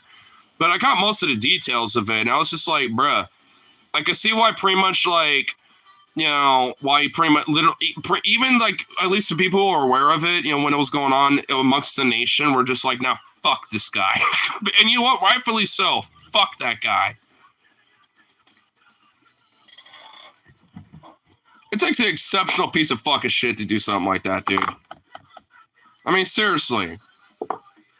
Like, out of all the ways you can, like, I mean, even if you just, like, left your dog on the side of the road and that was it, you'd still be an asshole, but nowhere near as bad of an asshole because someone would be like, oh, look, there's a stray dog. Maybe we could pick it up and find the owner and blah, blah, blah. At least then, you know, more often than not, you know, the dog might be okay because someone might just pick it up. You know, and then, hey, you know, the owner never ever comes up and it's been like a month now and we still have the dog. You know, we kind of gotten attached. You want to keep it? There you go, new home. Yeah, I mean, the person initially did it would still be a dick and still an asshole. But, I mean, at least there's genuinely better outcomes when it comes to that, because then there's a way for someone to just pick the dog up and, you know, take it to their place or whatever, you know? It's like, come on. It's sometimes, yeah, dude, you know, I always forget that. Yeah, because he lives in Tampa. So, and the only time I ever remember that is whenever he mentions stories related to Florida or Tampa. I'm just like, oh, yeah, he's a Floridian. Because he's literally the most, like, non-Floridian Floridian to ever Floridian, if that makes sense. Like, he's a Floridian, but he's not like a Florida man Floridian, you know what I mean? Like, it's got a little bit of the gooch, but I think it's got the charm of a Floridian, you know? The Florida man, he's got the charm without all the baggage. He's the charm without the baggage. He's the Florida man without the baggage. He ain't trying to fuck an alligator high on meth, you know, using his crack-addicted squirrels to try to attack people when they come near his property. So, you know what I mean? Like, you know, he ain't that type of Florida man. He ain't got that type of baggage.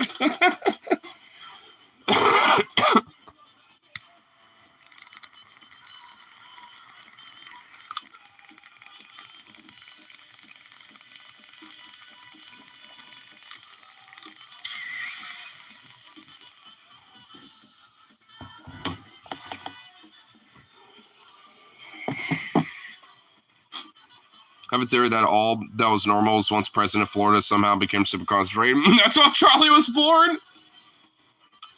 Yeah, I can see it. That's honestly very understandable. I mean, because honestly, he really is. And very empathetic, a very down-to-earth guy. Super chill. It's like, shit, dude. It's like, motherfucker. I mean, you know, honestly, I think it'd be kind of dope as fuck, you know, to hang out with him. This first words, what's up, everybody? It's Critical. And today, I'm going to show you the top 5 best Fallout New Vegas weapons. That was my very first video I've ever seen of him. Probably 13 years old now at this point. I shit you not. When I first saw that video, I was cackling like a hyena and probably breaking a kidney and damaging it somehow internally as I was laughing, potentially meeting death for the first time. Doc is actually going to be balmy in Minneapolis, MC. Cool. That means I might just bring this jacket or maybe my other jacket and then just bring this just for casual wear. Yeah, so, you know, that's actually good. And I was actually, dude, like, I don't even really need to bring much. I just need to bring, like, an extra pair of socks and maybe an extra pair of pants in my sleeping bag, and that's basically it. Because I'm wanting to at least get 2 tour shirts, one from The Who and one from Iron Maiden. So that covers me having spare shirts. So it's like, I just realized I don't even really need to bring anything. Outside of just, like, a couple of extra clothes, you know, for pants and socks. That's it. Beyond that, I could just have whatever I need on me and then just, like, stuff my sleeping bag with an extra pair of socks and with my charger and shit in my bag. And there we go. And I'll have space, you know, if I decide to get a trinket or something, you know, at one of the museums. Because I want to check out the prehistoric museum, dude. You know, I was actually realizing and thinking we could probably go to that while we wait to check in at the hotel, because the museum opens at 10. And by the time we get out, we might be able to make it near the hotel, probably take the bus, you know, from where that is over to that museum. By the time we check it out and everything and hang out and go take the bus back, I'll probably be up around 3 p.m. and we could check in at that point. Depends if they allow bags or not. Oh, you're right. Oh fuck. Well, I mean, it's a museum. You're right though. Yeah, fuck. Well, I think if we explain the situation and just say, hey, like we just came from the airport, we're just waiting to check in at the hotel. That's not that far away. Maybe they'll allow us to maybe have it at the front desk, and before we leave, we just go back to the front desk and just say, hey, collecting our bags really quick. I don't know. Maybe we can ask. That's always an option. We can always ask. And the thing is, hey, if not, then let's find a little something to get lunch in that area and then just take the bus back to the hotel there and then check our shit back in. Maybe whatever. I don't know. I was just saying, it's an option. We have a lot of time before the show.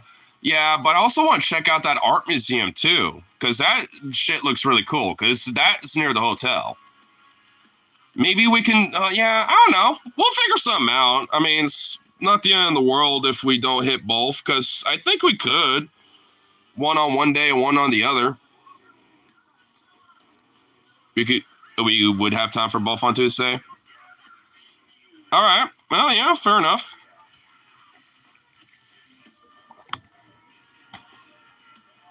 What's up, everybody? It's Critical. Me and Mr. Baseball Bat are about to show you what happens when people who abandon their dogs during hurricanes.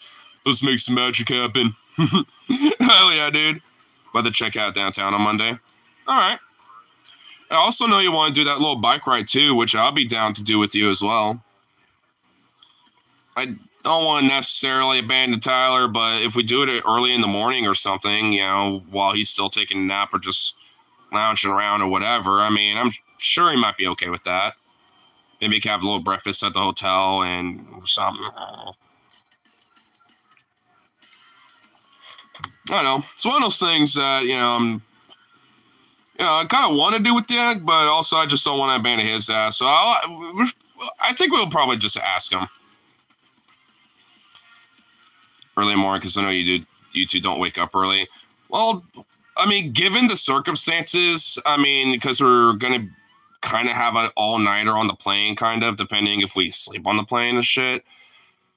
I mean, and if once we check in on Monday and all that stuff, I mean, we'll probably be sleeping early. I mean, just shuffle me awake. I mean, to do something like that, I'll be like, oh, okay. Give me like 5 minutes or something and just whip up my shit real quick, and there we go. Maybe grab a coffee on my way out. I mean, honestly, that's basically, I'm like, for something like that, I mean, hey, I'll be fine with I'll even settle on for it. I mean, that'll be something that I'd be fine with waking up early for. I'm going for that 3 hours of sleep, rather pull a Philly than San Fran. Yeah, fair. I mean, for me after work and everything, when it comes to, once I get off and shit, I mean, I'll probably be a little groggy enough to where I could just kind of like, either if the plane has Wi-Fi, I know some airlines will allow that, but if they have any, I'll just say fuck it and, use the Wi-Fi or something. If not, I can have something downloaded on my phone. If it's my other phone, then, ooh, that can even be better. Because then I just hope that shows up either tomorrow or Saturday. Because if not, it's going to be here Monday, but we're going to be gone, and it's going to be fuck. That's going to be unfortunate, because I want to take some pictures and shit, of the show and stuff, and I'm crossing my fucking fingers. It was like, it will show up between the 16th to the 21st, and I'm like, oh my god, fuck. Please be either of the other 2 days. I mean, if it's something like that, then it should show up on, like, the 20th. Or not 20th, but, like, the 19th or something. I'm shooting for Saturday. I'm thinking of show up Saturday. Maybe not tomorrow, but Saturday. If not, I'm going to be sad.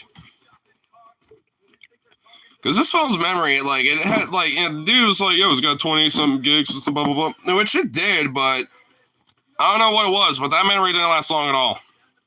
It's like, bruh. Like, the eternal memory on this thing is like, it's like a baby. 20 gigs is tiny. It is. But the thing is, like, when I first got it, like, and had everything, transferred and blah, blah, blah, it was still decent in gigs. It was because I recorded a lot of the shows and, you know, at least a few that I've uploaded, you know, that was kind of part of the problem. It was like that ate up a lot of it. Which once I get, you know, a lot of it transferred from this phone to the other one, then it would be better. Because that other one, it was like the 128 gig internal memory one. It's got the big fat beer good of a memory.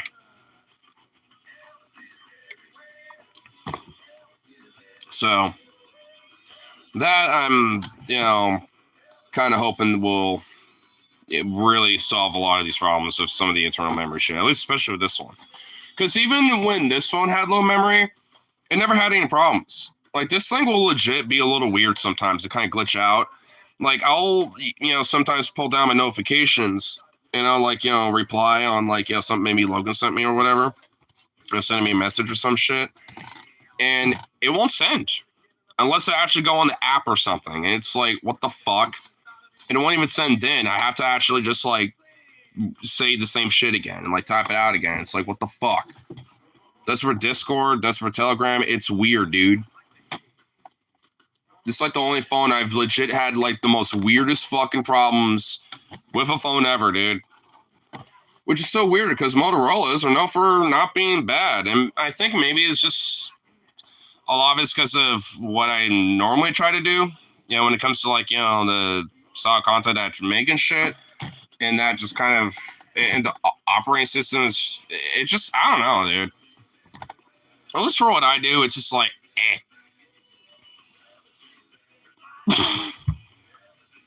Am I NMM's cousin? I am flattered, but no. Yes, he is. I should, you know what? Damn it. I should have waited until Rip said something. I would have played into it, but no. Funny enough, I'm flattered, but no. I will say this, though. I do live in Jeff Bezos' basement. See? There's even the little Amazon smiley right there. Well, there. Perspective shit here, God damn it. Pretty obvious. Well, what, being in Bezos' basement? Well, yeah. I mean, you know, he lets me be in here. He rarely ever is in this mansion anyway, you know. That's why I've kind of slowly but surely have collected my own shit. Like, Jeff Bezos would never allow a UAW strike picket sign, you know? Like, he never would. I mean, this is how very little he uses his place. I don't even think he's ever been in the damn basement. That's why he's never noticed. Like, and one of his, like, workers that maintains the place doesn't give a shit. He's like, whatever, gives a look. So, he's always been here. Night living. Bezos gonna have to come here himself, you know, the fuck kick me out. Yes, he would. He would do it for his cousin. What, NMM? I mean, if I was his cousin, I would just live at his pad. Or, like, you know, dude, I would be, like, doing some different shit that I'm doing now, bro.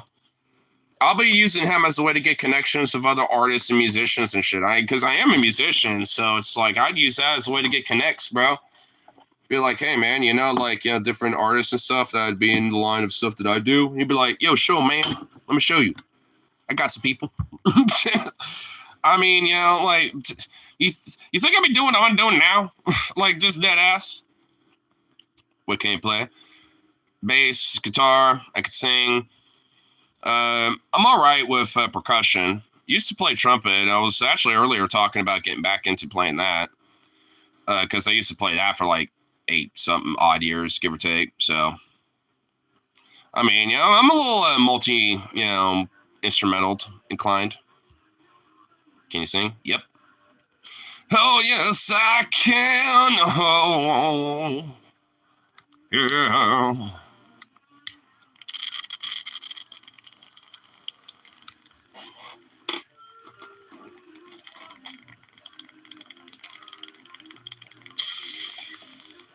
I actually do karaoke streams on Fridays and Saturday nights when I get off work. Instead of doing these, I go over to the karaoke bar and sing some songs.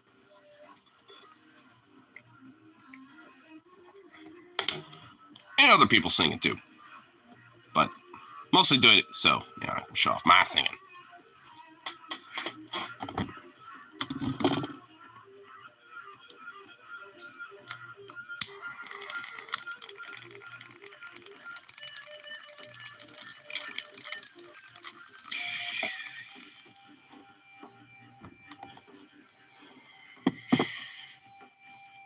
Doggo! You little bean. What are you doing?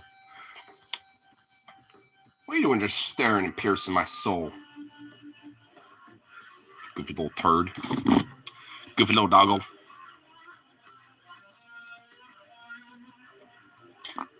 A goofy little doggo.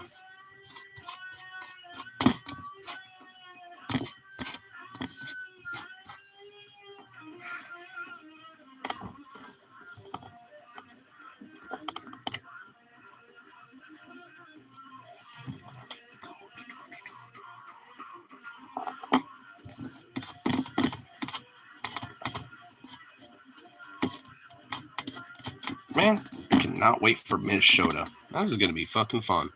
It's going to be first time visiting that state, too. It's honestly kind of partly why I want to check out, like, a little bit of, the museums, some downtown, shit like that, just because, like, hey, it's a new place, new sights, new things to see, and I'm really crossing my fingers that my new phone comes through by that time. Because if so, that means we can actually finally, like, do some reacts and shit like that again. Not that I don't mind doing these shorts and stuff, because I do like, the little bit of the algorithm push. But I definitely want to at least, do a little bit of both. Copenos dos kind of thing, where maybe every other night, something like that. I was kind of thinking about, like, every other night I could do these, and then the other night do, the reacts and shit. Outside the karaoke nights, I mean, those would just stay like this if I decide to do them after that, but either way, it's just like one of those things where, I could at least keep myself a little bit, especially with the algorithm shorts, a little, bumped from that, at least to just get other people to pop through and they're like, I kind of like this guy, it's kind of cool. Boop, sub and shit. And, then the other nights and the times I do reacts and shit, then they can kind of see a lot more of an interactive thing. Because, like, I know how you feel, Rose, with this. I miss it too. And the thing is, like, it's funny enough, despite that, I'm like kind of done with this political bullshit and all this other stuff, blah, blah, blah. But at the same time, it's like, I do miss the react, so. But I think in a weird way, it will give me a good outlet to just vent more about this type of shit. Because then I could be like, this is why. I can still vent and bullshit about it, but it's, it's slightly different format and a different, like, energy when you have a way to be like, react to it more directly and shit. So I watched Hereditary again. I mean, it was a little better than the second time around. I do appreciate the mythological aspects, but I still don't get why it's so high up on the horror lists. I mean, I haven't not seen it yet, man. So I want to commentate about it, but I don't know much about it outside of the fact that the people do really hold high respect for it and like it a lot. So I just need to watch it, and at some point, I think I know where I could find it. I'll just have to just take some time. I know the day that we show up on Monday when we're all like kind of hanging out at downtown. After that, once we check in a hotel, I'm sure we're all probably going to be kind of chilling there for the most part. I might see if I could watch it there. Because I've been meaning to watch a couple other movies, and just hanging out and lounging at the hotel would be a perfect opportunity to do that. Because what the fuck else am I doing? I ain't working. Just hanging out. At the same time, I want to balance it, though, because I do want to maximize my time being in Minneapolis just because I've never been there before. And if I'm only going to be there for 2 nights, and part of that's going to go to a concert anyway, then I want to maximize my time there, too. So it's a little balance thing. Maybe I can use the plane. If the plane has Wi-Fi, maybe I can use that as a way to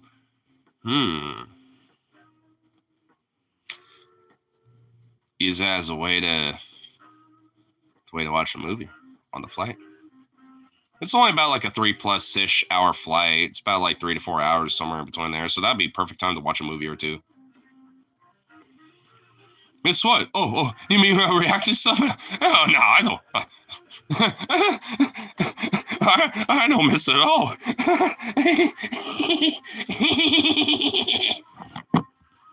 Was that good? Was that a good representation of how you feel?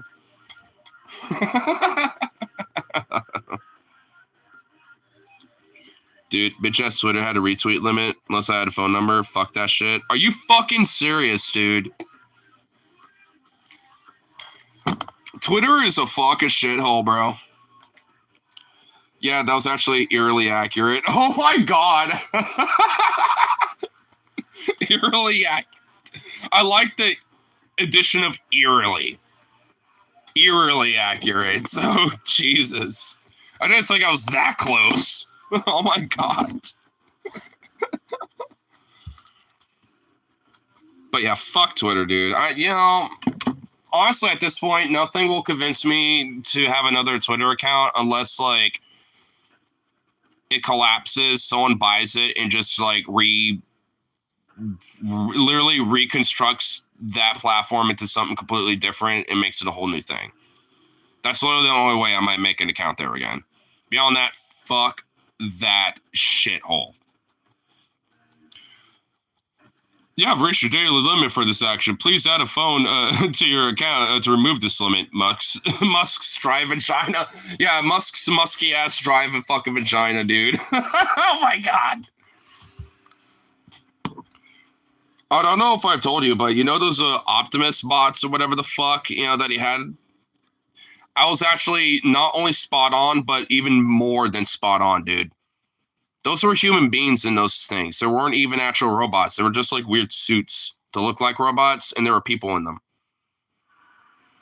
Like the whole idea that there's just like some headset behind, the head, talking was beyond eerily correct because like it was an actual person behind the whole thing. There was a person behind that. And the Tesla employees that were next to them were just bodyguards. They weren't actual employees. They were just private security to make sure that no one fucked with them. It's like, bruh. It's like, dude, trying to reveal these robots, and they're not even robots. They're just human beings. Like, it's robot. It's like, oh my god.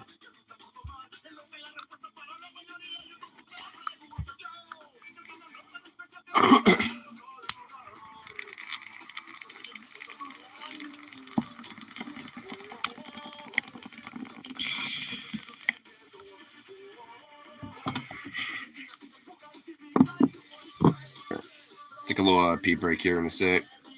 Yeah, bit of that bank. But of course, keep things going. Doggo! Oh my goodness! Oh, you stretch bean. Oh my god, you are really like, let me stretch like a good dog. Come on.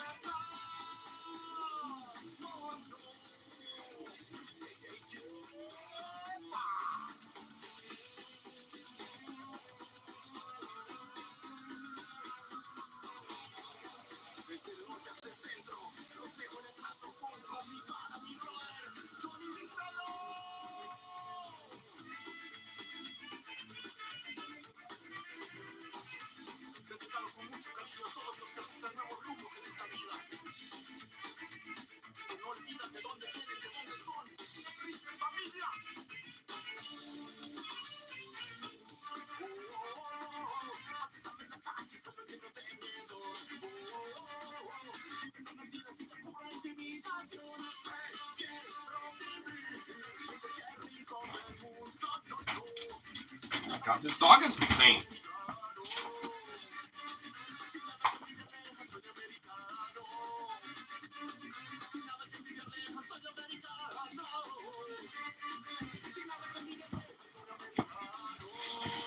This dog is insane.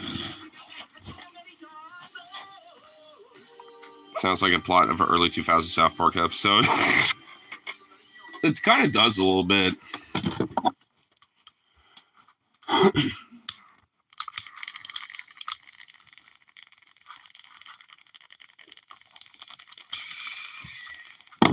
God damn it, is the fucking stab fucked?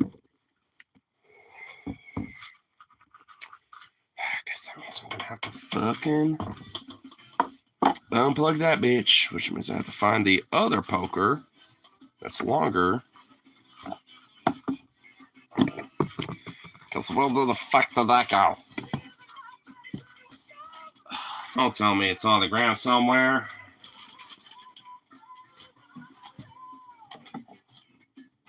I swear to fuck, if it is, that's gonna be so annoying.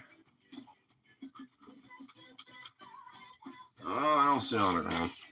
Where the fuck are you son of a bitch?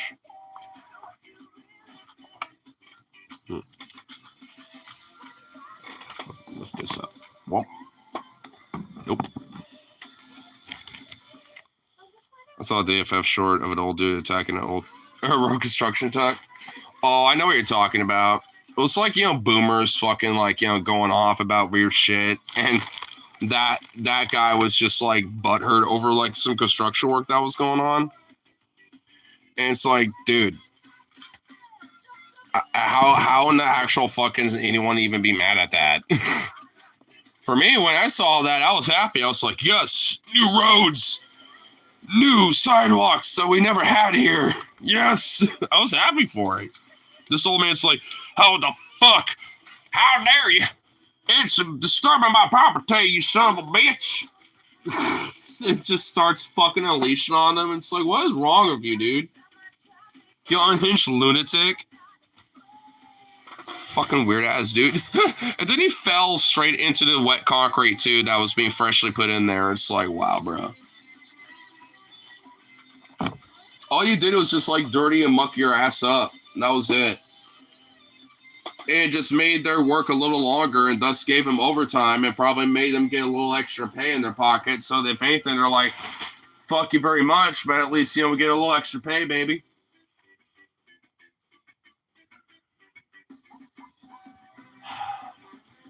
I'm like pretty sure it's on the ground somewhere, but god fucking damn it. Oh, never mind. It's actually over there. I just realized it. Okay, I found it. And it is this fucking thing. Okay. I now just looked over there. I was like, wait a minute. I remember cleaning it the other night. It was over here. And yeah, it is. Well, actually, this ain't the actual fucking... whatever. It works. It's long enough. Get out, you piece of shit.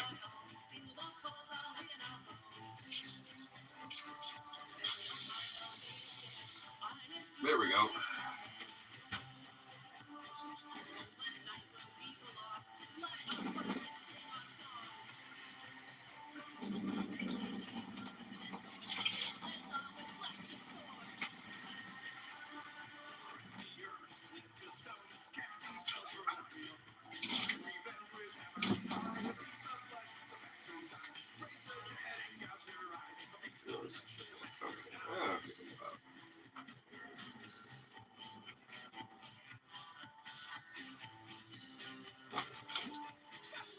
Yeah, that works. I'll just leave that little guy over there. There we go. There we go. That will be much better.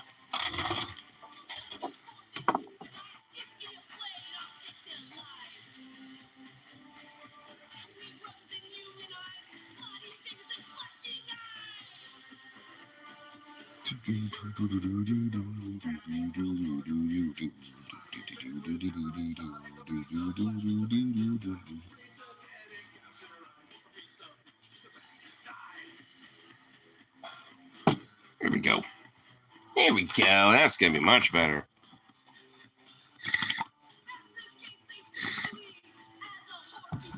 That's going to be much better.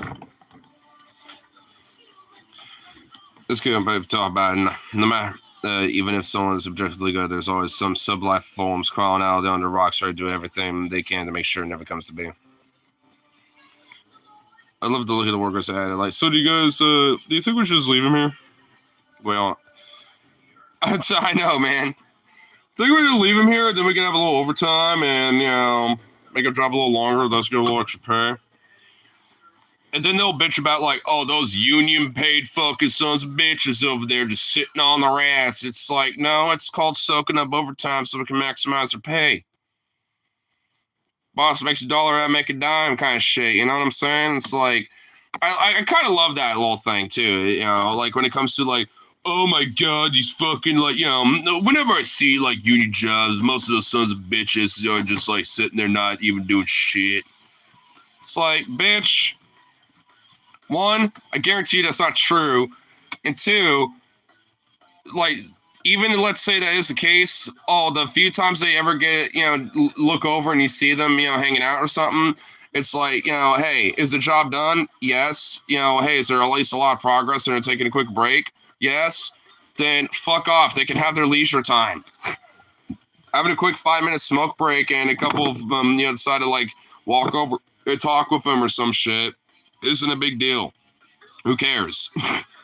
If one of them decides to have a little snack or something because they're a little, you know, nippy for food, whatever, you know? It's like, who gives a shit? You deserve a little leisure time on the work site a little bit. I mean, especially if there's not that much to do, and by the time you get all your shit done, like, you still got, like, a couple hours on your shift, then, yeah, take some time to be a little leisurous and fuck off a little. I mean, honestly, seriously. I mean, because... I mean, if you get your, you know, because, I mean, I get that problem a lot where I have to, like, stay until my shift because they don't want me leaving early. And I'm basically too efficient at my job. And by the time I'm done, it's like 9 o'clock, more often than not. And once I realize, like, 8:30, I'm, like, mostly caught up, you know, for the most part. And most of the dishes are done. Fire's completely done. Half the floors are done. All this other shit. And basically all I have to do is clean the, you know, fryer bin, the last little load of, you know, a couple loads of dishes, and mop the last little bit of the back if it needs it. Like, I'm going to drag my ass on that. Sorry, because guess what? Like, I mean, if you want me to stay till 10, then I'm going to drag my ass and not do anything for a while. Because it's either finish everything and then I sit on my ass anyway, and then you bitch about that, or you can bitch about me, you know, doing leisurous kind of, like, breaks in between my job because you want me to stay till 10. Fucking pick your poison. It's just one of those things where it's like, what the fuck, bro?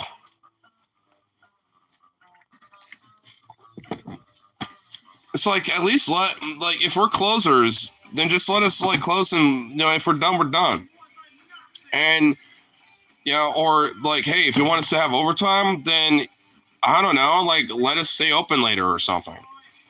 They never specified anything about that. And if honestly, considering how many of us there were, we tried to kind of convince some of the other guys because they wanted to leave early, despite having way shorter shifts than we, you know, me and my other guy were having. And we wanted to stay longer because we need to, in a way. We're just stupid. But they're like, nah, I'm trying to get out early. So they just pulled it anyway, despite it being like 8:10. And I'm just like, it's like, just leave it there until it's like 8:30 or some shit, dude. Like, you'll get out at the exact same time no matter what. Just take out the empty pans and just leave everything else that still had stuff in it. There you go. I mean, it's like, that would be fine, but they're just like, we'll just pull everything. It's like, come on, dude. If there's people last second being like, oh, you guys still open? All right, I'll grab some. Yeah, give them that. And then hook them up with, like, you know, a little bit more, especially if it's shit that's going to be distressed. Just give them, you know, what they wanted for that price, and just, like, give them, you know, a little bit more on top of that. You know, it saves, you know, shit that we throw away, basically, you know. I don't know. Like, it's a weird balance act that I really don't want to deal with because it really shouldn't be a thing, but it's just one of those things where it's like, I kind of need to in a weird way, where it's like, should we close up now at 8 or should we wait until like 8:30 or something? Because I'm like pretty much done back here outside of those dishes. So want to just leave that open and I just take another break or something? Because I don't know, you know, it's like, what the fuck? Same old dude. Why won't you lazy fucks fix the damn road? Workers sigh. Yeah. Meanwhile, they're all, the other old man a day ago was all butthurt about, like, how they are working on the road. And now we got the other old man that's like, why you lazy bastards? It's just like, oh my God, did you not know what just happened yesterday or some shit? It's like, come on. It's just so annoying.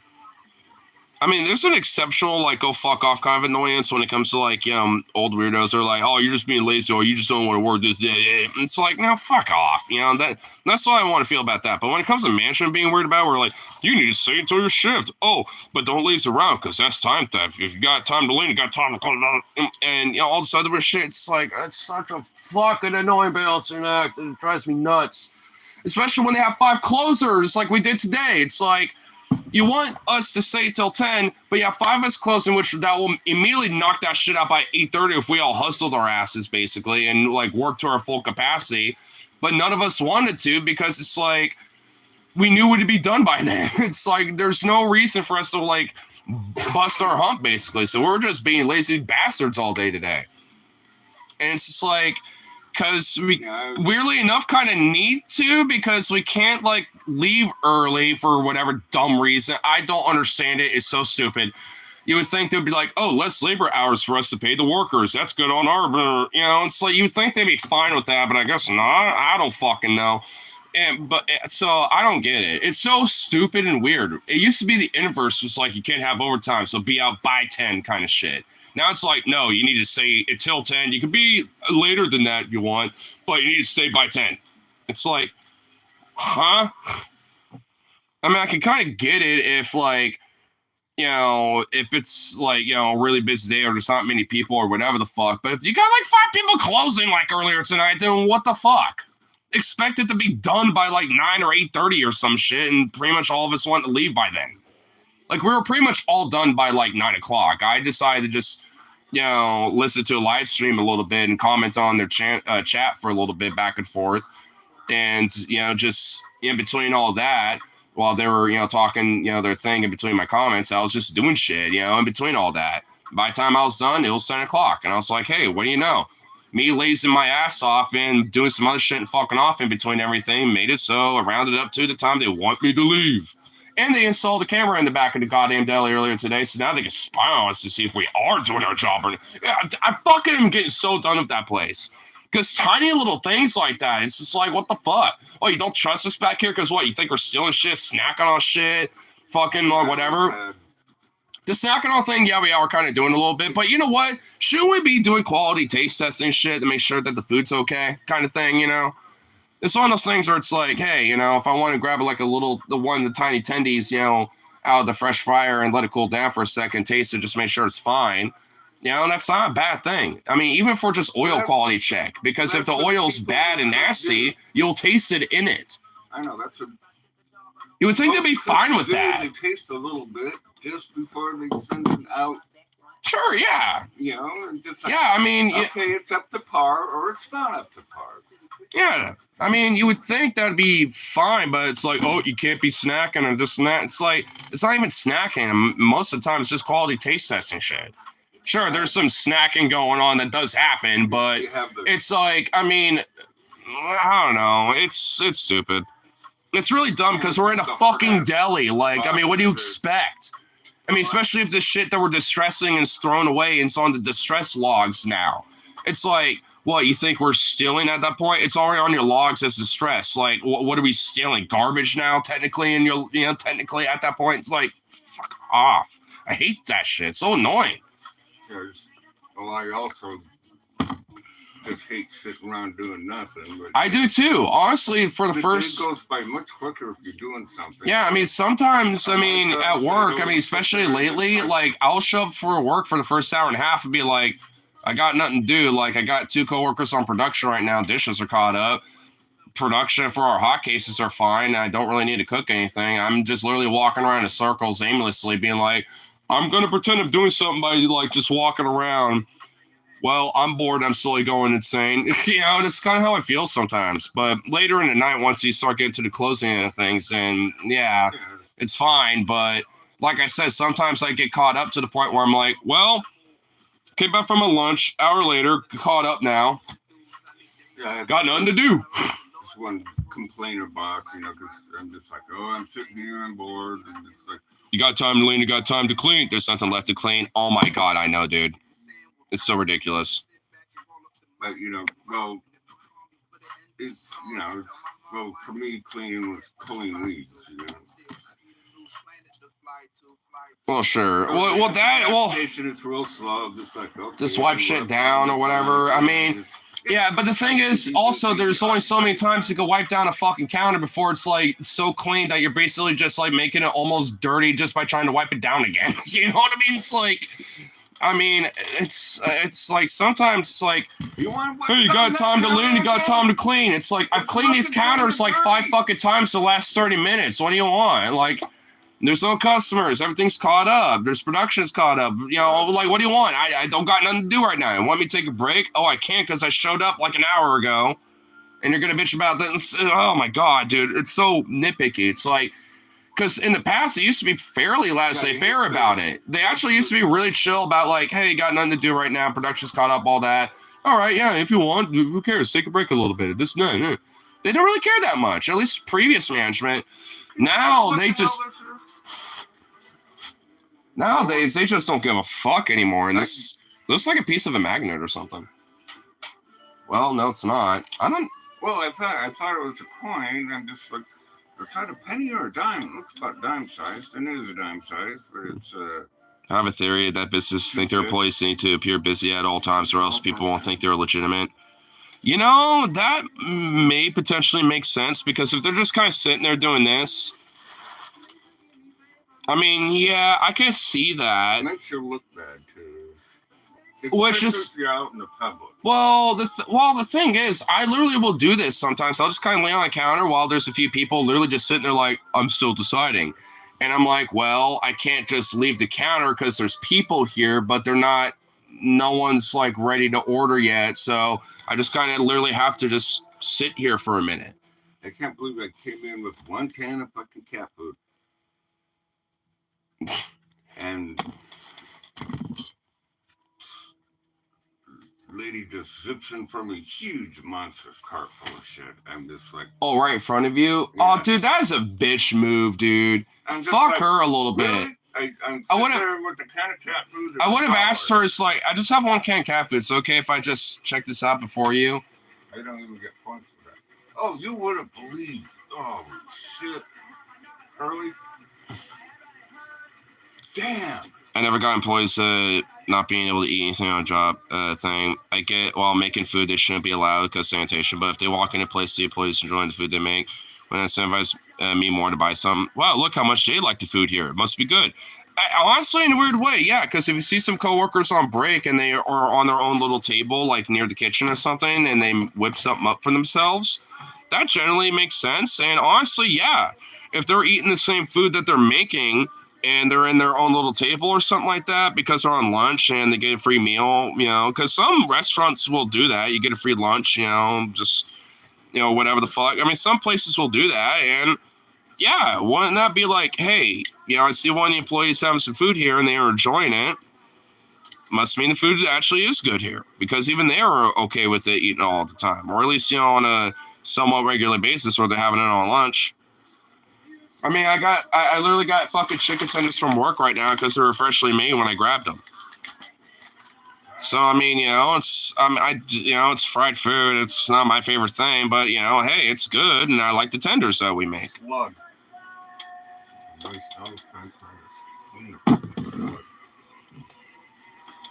Oh, so it is a magnet. No, this is a magnet. Well, it's a metallic thing on it. Okay, whatever. Sent you a threat to me. I'm assuming you want me to click it right now. You're so antsy for reacts now that you're just like, I'm just gonna start sending you stuff now anyway. Fuck you. You're just like, fuck it. I don't care. I can't wait anymore. I can't take it anymore.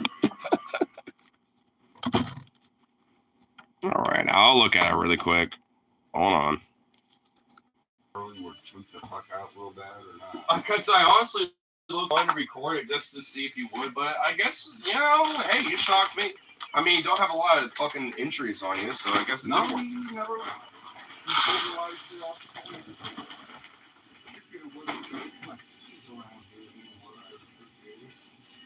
You're somehow missing. Okay.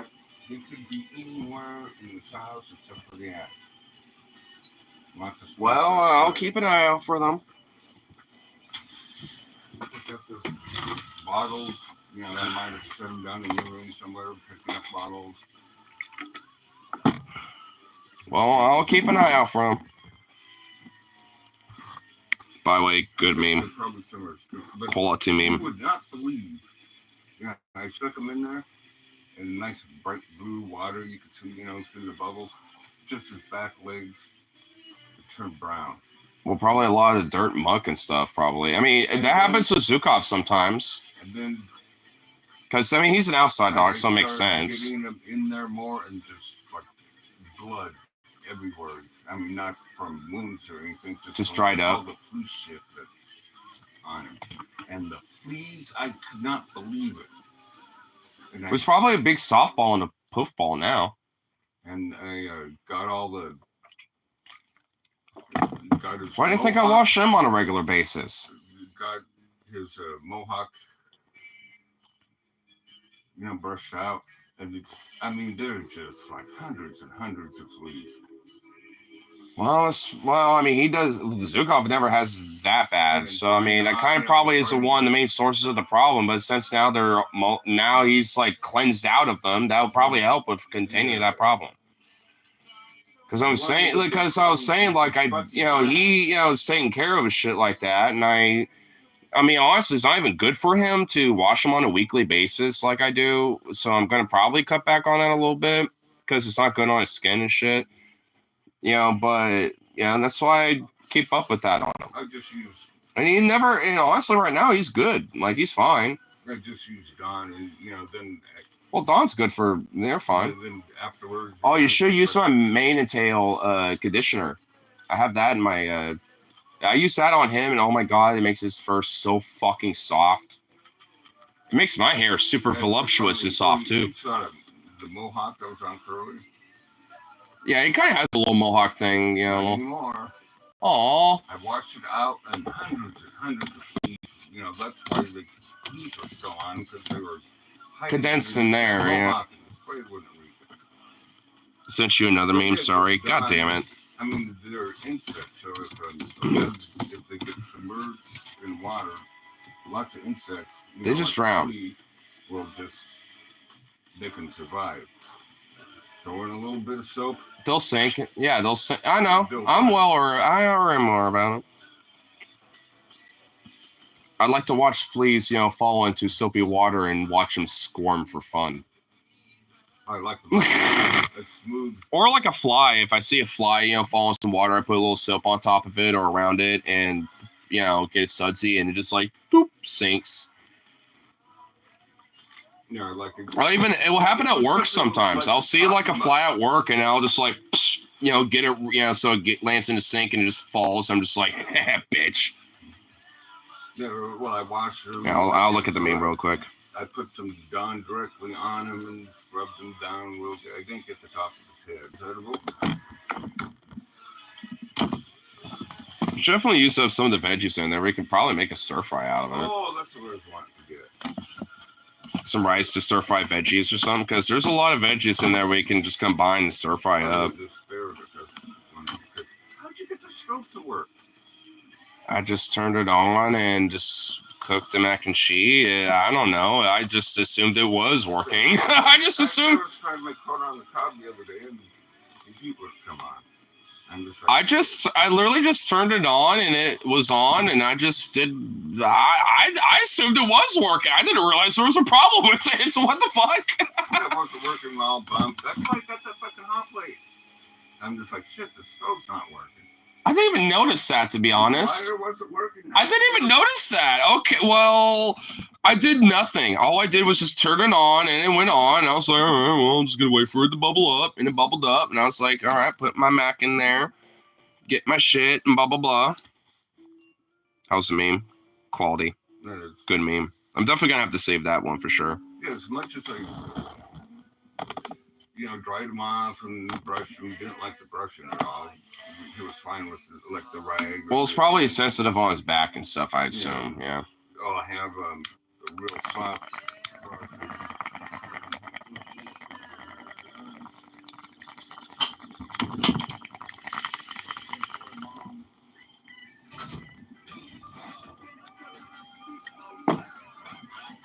Well, speaking of shower, I definitely taking one tonight for sure. Get her back and stuff. Yeah, real soft bristles. Well, that is way better. I'll have to get a way better. Something with the incredibly soft bristles for curls. Since I get some money. Give him a feather duster. Something that'll kind of get the fleas moved. And I thought I got most of the fleas. And, I had them all nice and dry and soft and puffy, and then start shaking and grooming, and now the bed's a sea of dead fleas. I hate that. Just like, fleas. Up the saliva. Well, hey, at least, don't gotta really worry about it as much, because that's really, honestly, and that was one of the sources of the problems, because they would hop off of him and, just be in the room and shit. It does, especially when Sukov would go in there, they'd hop on his ass. Yeah, they come in on, he comes in and starts scratching on the fleas off. Well, they're not off of him. I had the room well, I got some more memes, don't worry. You don't have to look at them right now. Mercy has been bestowed upon to be grateful, you on Weather Swine. It's more or less more that it is actually kind of a mercy, because I'm trying to... But you have to keep up on the, that'll... Lots of the fleas are coming from... I need to clean that little fucking thing, because I'm one of this rat trap. Rat out here. Well, I know. Well, no, that thing, that rat trap, because I think it's a little rusty for being outside. Oh no, not to try. I hear, when I'm sitting out here, and you're not here, I hear. Well, I had some food on that where I know it should have sprung, but it didn't. So I think it just needs a little cleaning, and maybe it should work. Or I should get more. Don't leave the food. Well, my friend Logan brought that the other day. I'm going to move it in there and put a lot of that in that tub and move a lot of that stuff in there, which also I'm going to be gone Sunday night to Monday and Tuesday until Wednesday morning because I'm going to be in Minneapolis. So, yeah, I'm good. Yeah, me and my friend Stefan and Tyler are going to go down there. Going to see Iron Maiden and have General Pit tickets and see the Hunnic rock band, The Who, too. Which, oh my God, it's going to be so badass. And I order a new phone. Hopefully it shows up either tomorrow or Saturday. Because then I can actually take pictures and videos, and that'll make me happy. Give me some dogs before you leave, because I'm running out of food.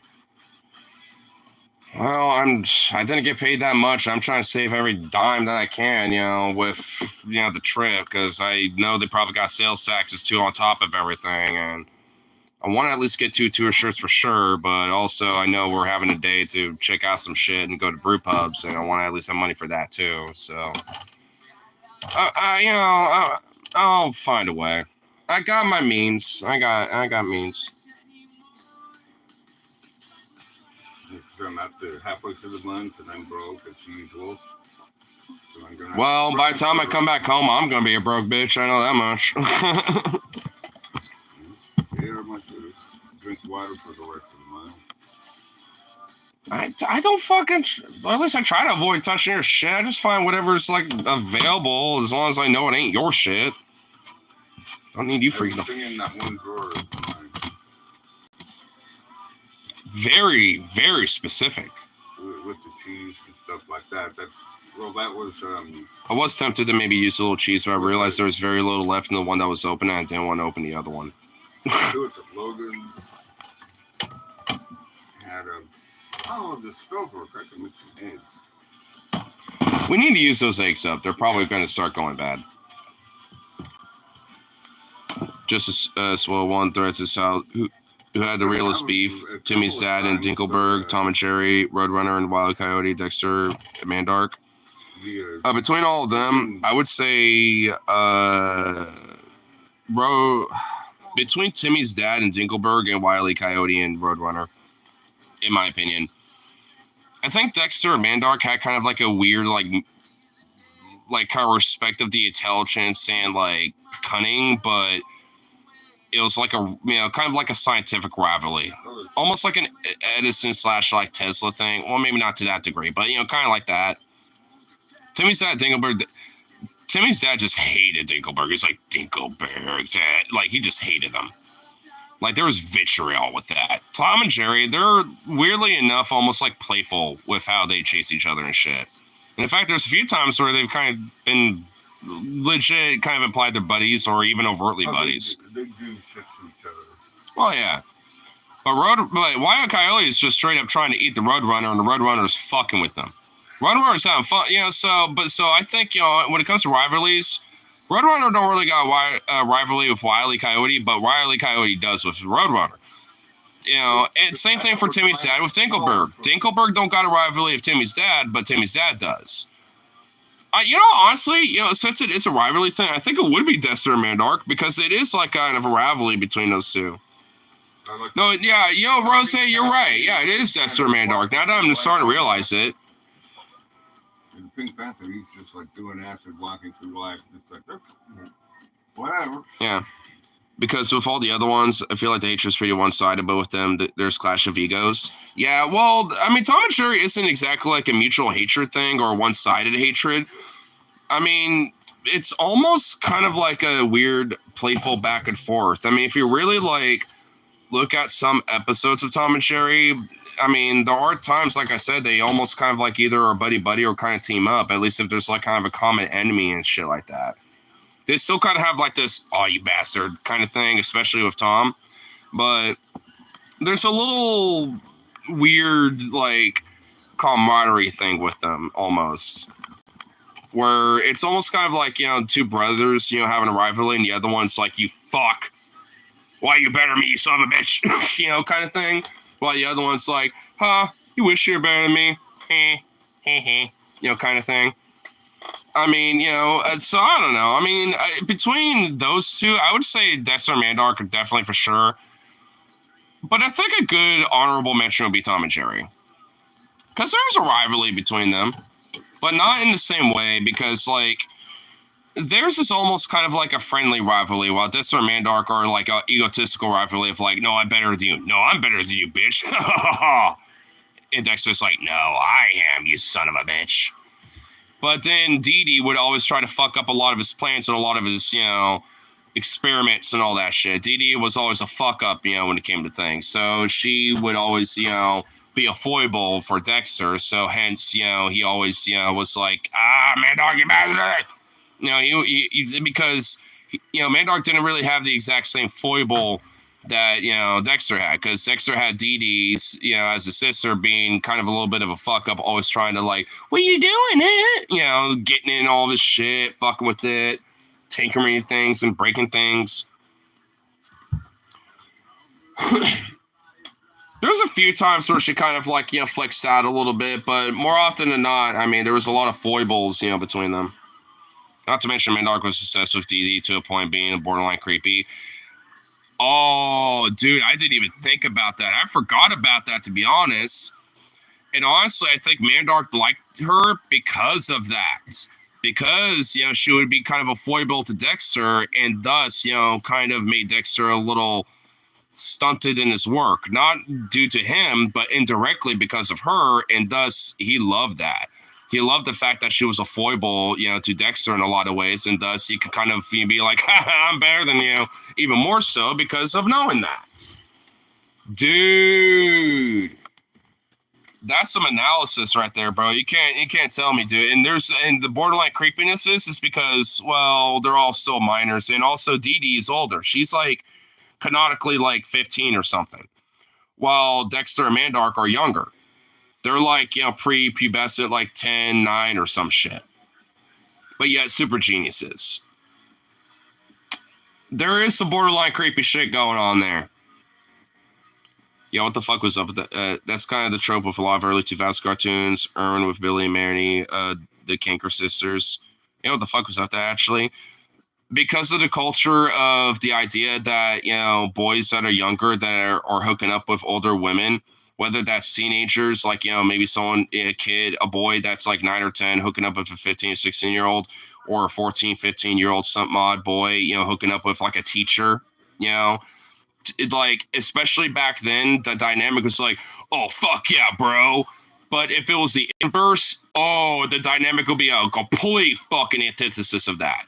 But when it came to little boys or younger teenager boys and shit, that it was like almost seen as like a badge of honor, which is, it's fucked up if you really think about it, because like that's still like grooming and shit like that. Whether like the kid is doing it themselves for whatever reason, but it's just like, the Canker sisters kind of bucked the trope. Well, because I think, the Ed boys, were also, I mean, canonically, I think a lot of them were like, in their early teenage years. While the Canker sisters are a little older teenagers, I think a lot of the kids were pretty much like, 13, 14, and then the Canker sisters are like, 16, 17, a little older.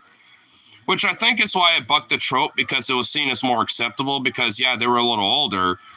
But canonically, like, the Ed boys especially, but all the kids on the cul-de-sac, they're pretty much either about to be teenagers or just became teenagers.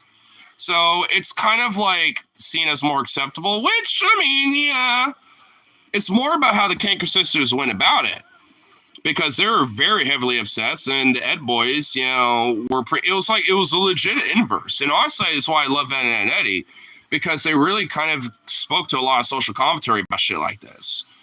Like isolation, bullying, or when it comes to trying to like the foibles of like trying to do scams and all such shit, and other commentary about like urban life when it came to like the Ed Boy scam of making that cardboard city, in like an alley or whatever the fuck. All sort of shit. Like, there's a lot of fucking commentary in that show. And this is one of them, where it's just like, it's kind of the inverse of being like, hey, what if the boys don't want to have like an older, teenage girl or an older woman even, like a teacher or some shit or whatever the fuck? What if they don't want that? And the Ed boys were kind of that example of that commentary of the inverse of being like, hey, what if they don't want that shit? Because, I mean, there was, and I think, weirdly enough, I think to a different level and different degree, there's still this pressure on little boys to kind of be like, you kind of got to bag it a little bit and blah, blah, blah, and all this sort of shit. Like, I mean, especially with the manosphere and stuff, right? Like, with like the Andrew Tate shit or like Fresh and Fit and stuff. Like, I mean, there absolutely is like kind of a weird evolution of like, this kind of mindset in a sense.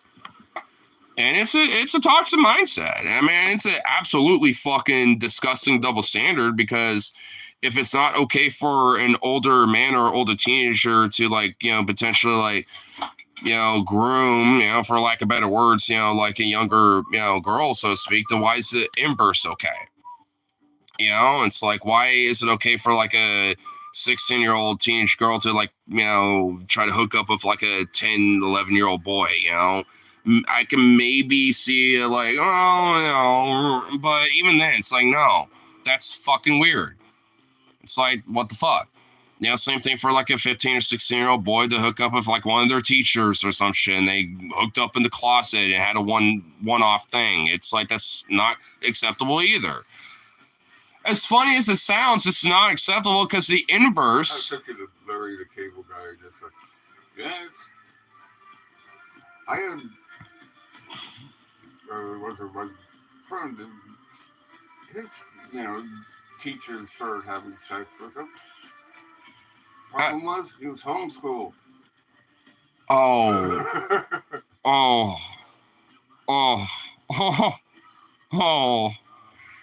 Oh, that's some edgy shit right there. Oof, damn. I love Larry the Cable Guy. Rose, oof, oof, I know, oof. That's some oof.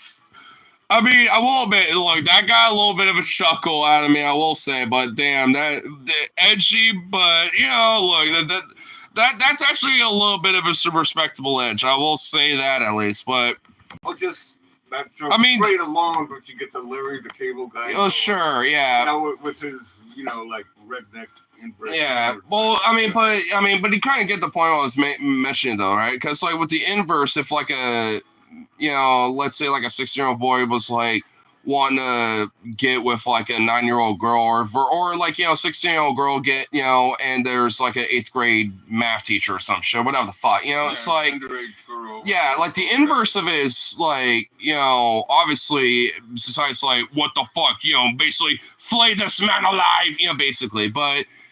Especially in the early 2000s, there's kind of like, this weird thing of like, if you're a boy and the inverse of that, like, was okay, and then it's like, it was almost like a patch where I was like, oh, dude, like, Timmy from, and his 8th grade U.S. history teacher. Yeah, dude, she like totally boned him, bro, in the closet after school, bro. Blah, blah, blah. Like, I mean, to that, it's like a weird gossip, a badge of honor between the boys, but, but the inverse of it. The girls Yeah, but the inverse, once it's the opposite, suddenly it's like, no, we must flay that older person. Fuck them. And it's like, and thing is like, why shouldn't that be across the board? Like, because it's fucked up either way. It's like, I mean, it's a weird thing, especially for a while. Like, not really so much anymore, but I mean, for a while there was kind of like a trope, especially in like, some shows and stuff where it was like, that's where Larry the Cable Guy was kind of going to that stuff. Yeah. That joke.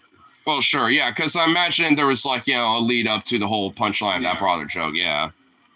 Because I know, obviously, I mean, the joke in itself is like, oh, but I mean, I'm sure there's like a lead up. There's context to the joke, yeah. Especially when it's like a stand up thing. I mean, a lot of comedians usually like have a little prelude before the actual joke shows up, especially to kind of keep people hooked into it. Yeah. We was she when we was in school. The purgatory theory, right? I think so. I think I've heard about that theory before.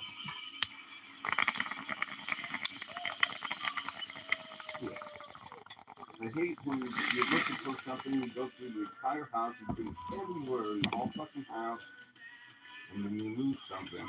It's just like, usually I'm thinking, okay, between where I saw him last and where I went next, there's not a whole lot of space in between.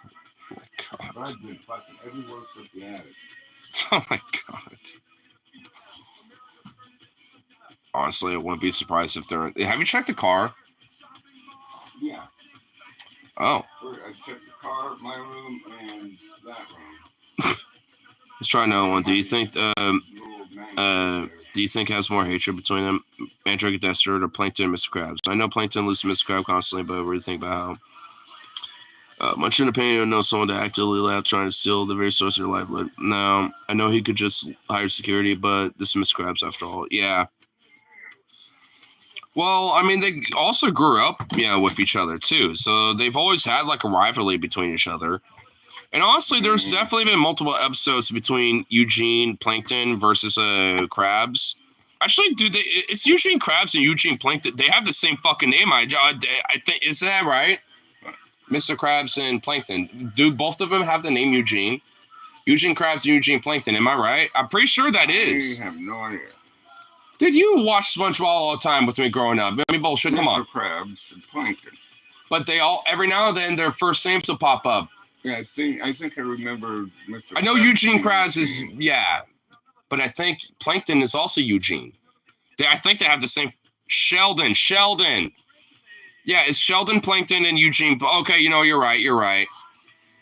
Honestly, it would have been wild, honestly. Yeah, but you're right. No, it's Sheldon, Plankton, and Eugene Krabs. No, you're right. I didn't climb my ass back there to the cat box. That is not happening right now. I know it's not. It happened before. Oh, sorry, I spilled your bong. I noticed there was a lack of water, at some point. I didn't care, at least when I was waking up, but I made sure that was fixed on my lunch. And I looked a while earlier and just like, oh, cold. No, not in the cold. And it's like, yeah. But they grew up together. So, I mean, it's one of those things where, honestly, I think they've always had kind of like a common, like, kind of like neighborhood, like, rivalry thing, between each other that just never went away. Because honestly, I've weirdly enough have had like rivalries between people from like elementary, middle, and high school, to a lesser extent high school, but between sometime in the later half of high school to like adulthood, they kind of tittered off, and now I'll see some of these people, not all of them, but some of them later in life are like, I remember you. I kind of used to pick on you a little bit. I was like, yeah, I was kind of the same way. Well, it's like, hey, well, hey, my bad, bro. You're actually, thinking about it. You're kind of cool dude. I was like, well, hey, cool. So, I think, for at least Sheldon and Eugene, for when it comes to plankton and crabs, like, I think, they definitely have kind of a genuine rivalry between each other because they had kind of like an off and on friendship, at least growing up, from my understanding, between their relationship as characters in the show. Yeah, I think you're right. I think you're right. I think they tried to start a business together. I think that's why the rivalry stayed. It's been persistent ever since. It's probably why their businesses are literally right across the street. I mean, I think that's probably why. Because I do remember an episode. I don't really remember much of it. But I do remember an episode, pretty much kind of going into something about that. Oh my God, these hiccups. What the fuck?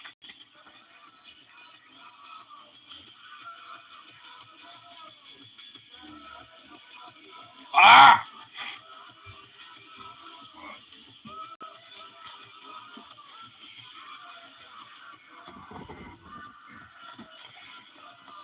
God damn it, dude. I'm trying to think of a cartoon duo from the early 2000s. More beef from Dexter Mandrake. I'm talking not even debatable. Jack and Aku. Oh, from Samurai Jack. Oh, absolutely, dude. Dude, I remember at one point where Aku was about to kill Samurai Jack and tried to stab him, and then the sword literally bounced off his chest. Even Jack was like, even he was shocked. And then Aku tried again. It's like, ding! And then Jack realized, he's like, oh, yeah. And then he kind of had a smile. And then he flipped around, and even Aku was like, how? How is that even possible? He was pissed. He was like, what the fuck? He's like, what the fuck? You're merely nothing but a mortal man. That was when he really was like, what the fuck? Because they really had a rivalry. It was endless. It was like Jack's jerk to end that rivalry. To end that beef. But the whole show was basically based around that, for the most part. Outside of some side plots that happened.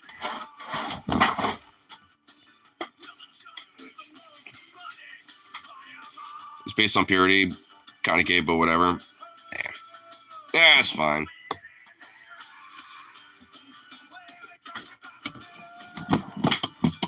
Also, imagine being so petty that you're like, nah, I ain't taking this L. I'm sending your ass to the future. Portal scream. Here's what the future looks like, bitch. Enjoy it. What? No! I don't know what it looks like. I won't comprehend it.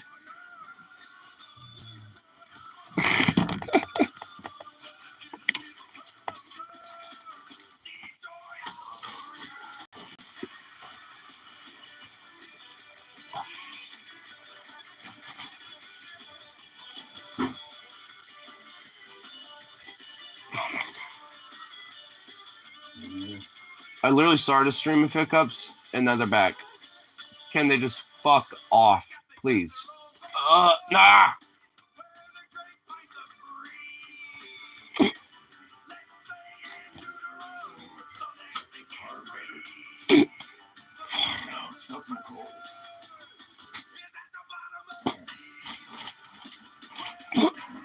Oh my God.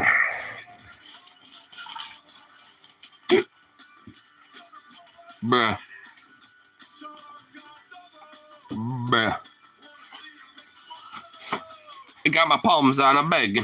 Please. Let the hiccups end. Fuck!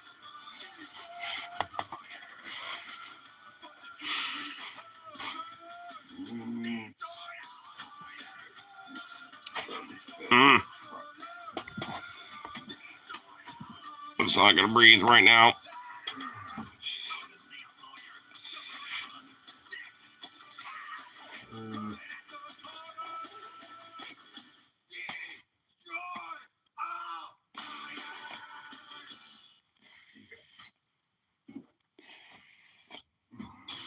is actually a lung capacity exercise.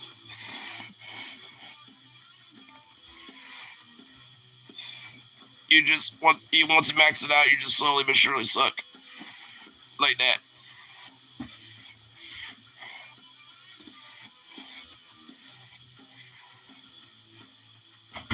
Oh my god, they're not gone. Alright, I'm just gonna hold on my breath now.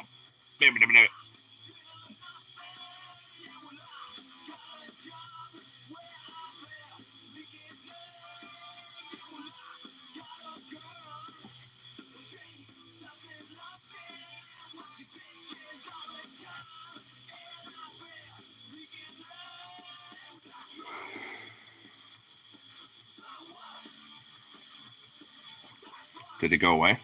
I think they did.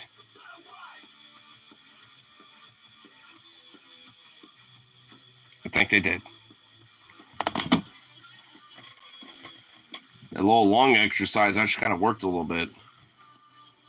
Because I know holding your breath actually does kind of help a little. You just kind of have to like max those lungs out and then just like just do that. Just kind of like help kind of keep a little oxygen in there a little. And just hold that shit. Just hold it. Nice. At least they went away pretty quick this time. When I first started this, it literally took like 10 fucking minutes for them to go away. Like, they started as soon as I started my stream within the first minute and didn't want to go away for like 10 minutes. It was fucked. Also love that Aku for everything happened except the kitchen sink and it still didn't work. Well, that's what I was saying from earlier, where he was like trying to stab him at one point. He was like, what the fuck? How's this possible? It's supposed to kill you. You know, it's like, I mean, that's what I was mentioning about that from earlier. It's just like, I mean, because Jack was just, I mean, because he's kind of a demigod in his own self. I mean, because that kind of showed it and proved it, because he couldn't be just killed by mortal means. Jack was in a fight. Wait, hold on. The only character I can think of straight up beat Jack was to fight with the Portal Guardian, the big blue dude. Well, yeah, because he's a Portal Guardian. He's not just like, you know, some deity being. He's like an extra level where he's like, no, I guard this shit even from the gods. And you're not worthy.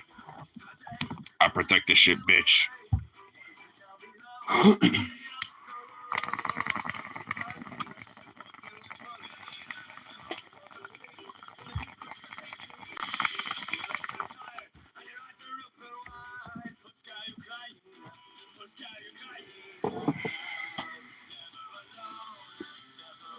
Ooh, that felt good.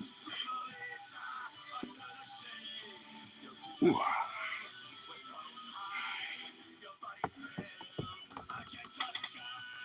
You little pop-pop. What's up, little bubble?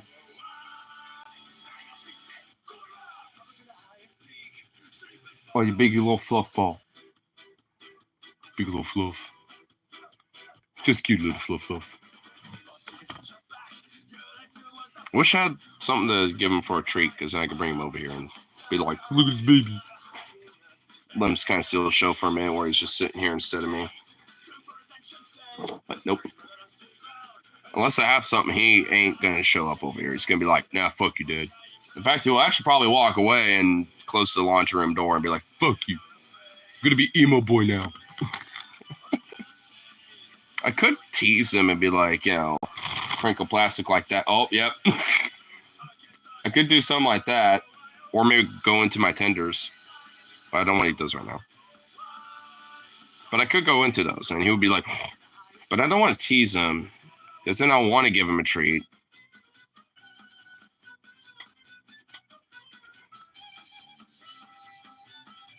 I could just go over there and pick him up though, but eh. A little too lazy right now. I'm just like, eh. Could pick him up, but nah.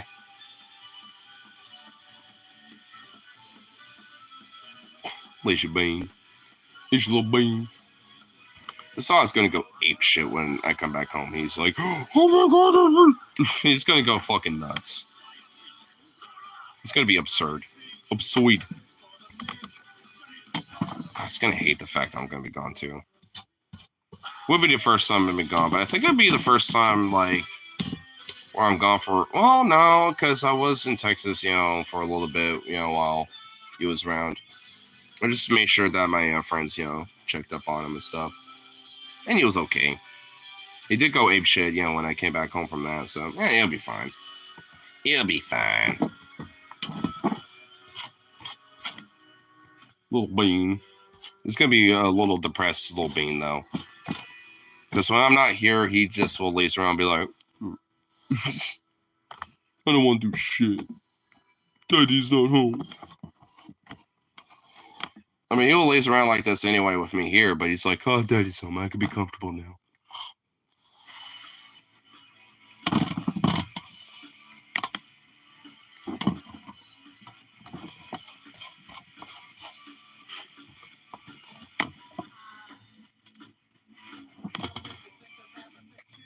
You little ball.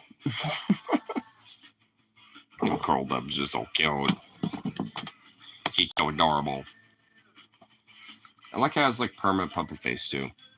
The face is always just gonna be permanent puppy mode. Especially with his little ears. Those ears are just the floppiest little things. It's so adorable when I walk him too, especially for the bar, because I'll just like look down and be like, oh, you just such a good little boy. Then his little ears will perk up a little, and they're just like plop, plop, plop, plop, plop, just like bouncing around. It's just so cute. They're just all the floppiest little things. There's a few times where he will like get him to bloop, stick up a little, but it's never one. It's never both. It's only one or the other ear. But it's still really adorable. But most of the times they're just little flops, little floppy little things.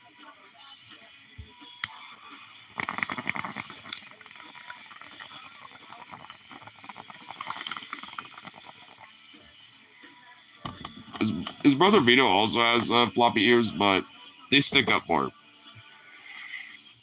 he's in Tetris mode, his ears will go bloop. They'll stick up, but beyond that, they'll be floppy like his ears. But Sukov just has a little extra flop. There's also in his Jazzy video, they got like those perk ears. Like they'll be flops, but once they perk up, they're like, they perk right up. Not Sukov though. They're always a little flop.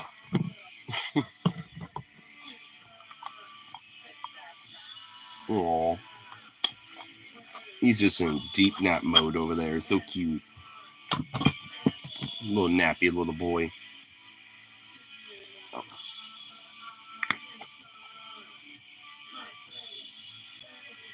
Ooh. Oh, it smells fucking amazing, dude. Look at this tree, too. Look at that. That's beautiful. That is a Christmas tree right there. I just realized Soundtrack is an example where they have a kind of a Mary Sue lead, but it still works. Well, yeah, because, I mean, the thing is, he still struggles, and he's not, like, completely Mary Sue, basically. I mean, because he has his victories, but it's not like he ultimately wins all the time. Like, there are a lot of times in some episodes where he's just fucked up, it's, and, like, so it's not like, he is invincible. I mean, he can definitely get fucked up, in a lot of ways, but it just kind of depends, given the circumstances of the battle kind of shit. Him losing was very rare. Yeah, like, him overtly losing would be rare. But him getting fucked up in battles, though, wasn't as uncommon.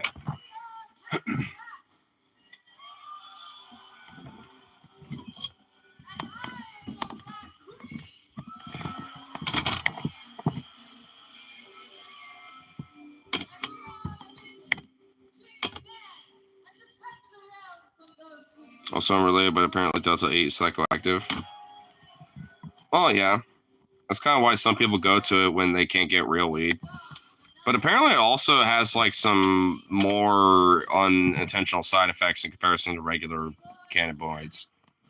Because Venom, like, when he was still in Alabama, would take Delta 8, but he wouldn't tell me, like, when he didn't have any or didn't have any money to get more, he would have, like, weird, like, sensations and shit. I forgot exactly what. I think, like, He would have to explain it if he happens to pop into one of these nights.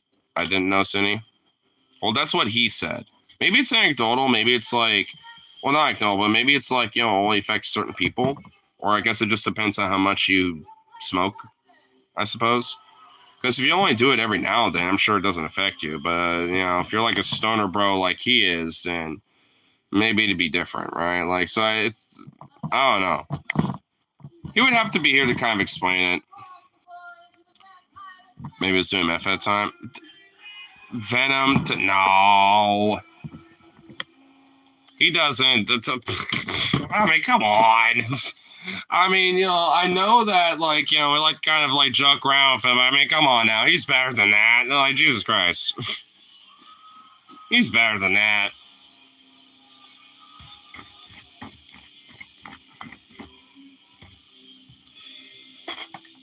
What the oh, come on. Did not. Oh, there we go. Cool. I know, I'm just joshing. I know. But even he would be like, what the fuck, bro? Even he would be like a little bit like, what the hell, man?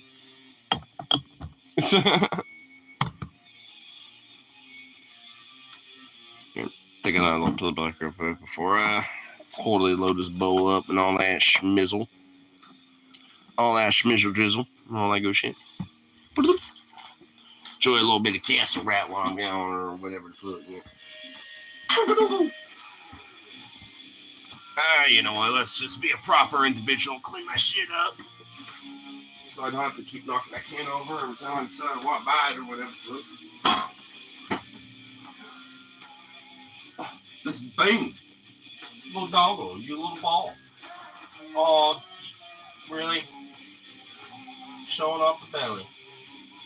Oh, you little stretch bean. You goof. Oh my god. Come on, buddy. Little softball.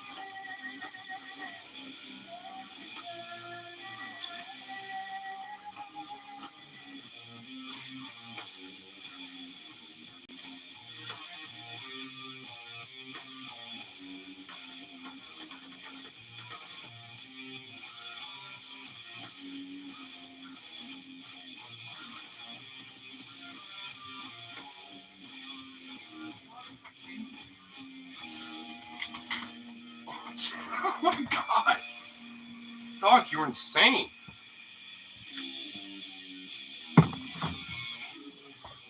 This dog is insane.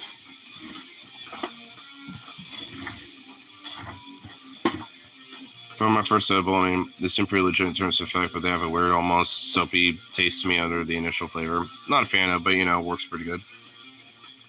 I kind of know what you mean a little bit. I think that's just like maybe due to the cannabis oils. Because even like, some of the THC flavored or the ones that have that, kind of have that similar thing. I kind of know what you're talking about.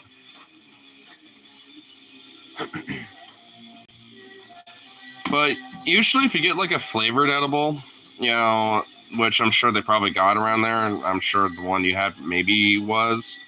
But if you get those ones, like if you have like a strawberry CBD edible or whatever, you know, something like that, usually the flavor kind of masks it a lot. You'll still kind of taste it a little, but nowhere near as much. But I kind of know what you're talking about, though.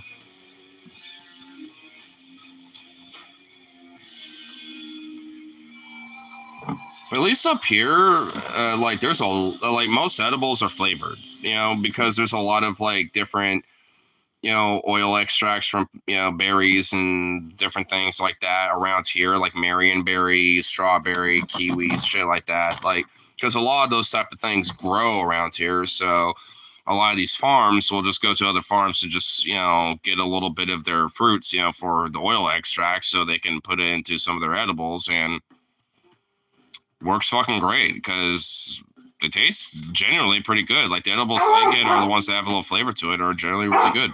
Took off. It's just Dad. Jesus. Barking at the wrong door, bro.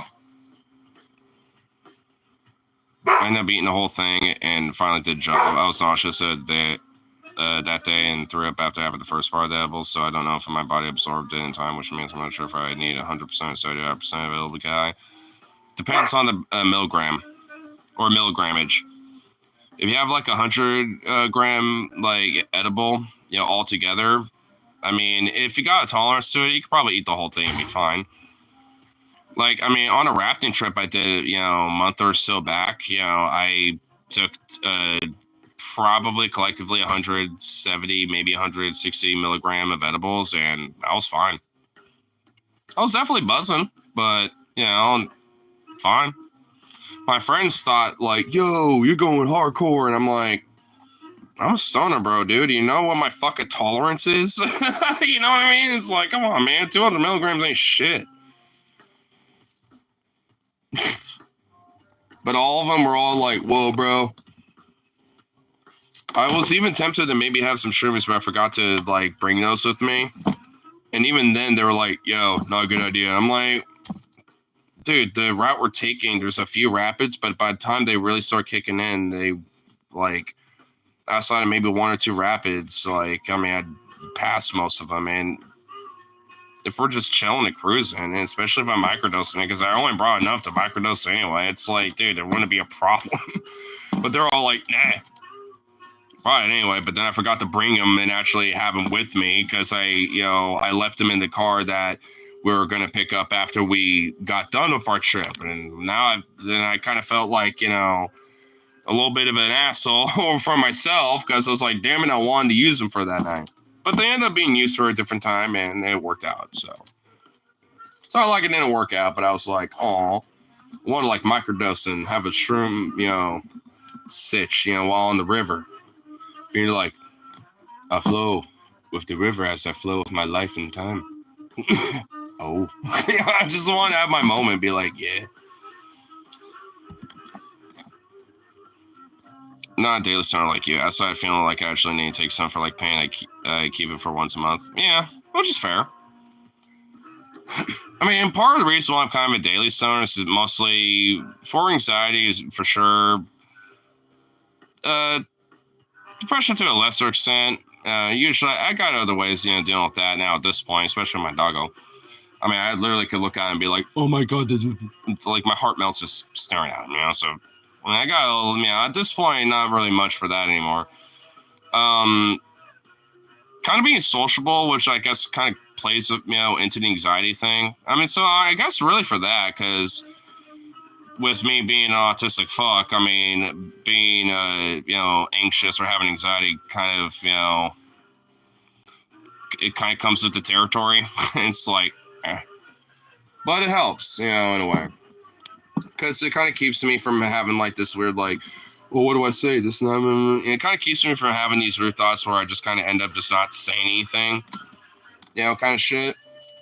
To the point to where I can at least, you know, be more open, especially in the mornings at least, because when I haven't quite had a coffee yet, or I just had a couple sips, and I left it here, for when I do a lunch stream or whatever the fuck, whatever, because, God fuck forbid if I have, like, a drink in my department, especially when I first show up, when I know the department man or the store managers are there. It's like, nope, not risking it, so I leave it here, and I'll take a quick gulp. Doesn't wake me up enough, but at least gets me going, and it's like, I'll be like, at least have enough bowls to be like, all right, I'm at least wake and baked. All right, I got that going. The body can wake up to caffeine. Gulp. All right, leave that here, and I'll just come back for that later and wake myself up with the rest of it.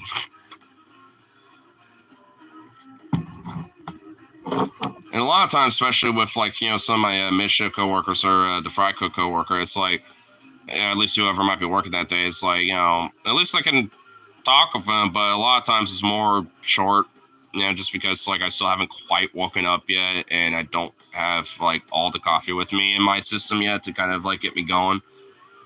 But the weed at least helps with that, so I'm not just, like, being like, hey, and then just, like, just going through the motions. Because I kind of hate doing that. Like, it's always something I always try to work with. It's just, like, not just go through the motions of things, but also at least kind of be open, especially with, like, small talk and shit, which on one hand I'm not a fan of. Like, how's the weather? Kind of small talk bullshit, but at the same time it's like, well, a lot of people and pretty much every fucking person I know kind of does that kind of stuff to one hand or another. So, I mean, it's a valuable thing for at least me to just open up more of that. It's, especially my stories. But it's kind of hard to contextualize sometimes, especially with, other people's stories a little bit. Depending on what they're going through or what they're talking about.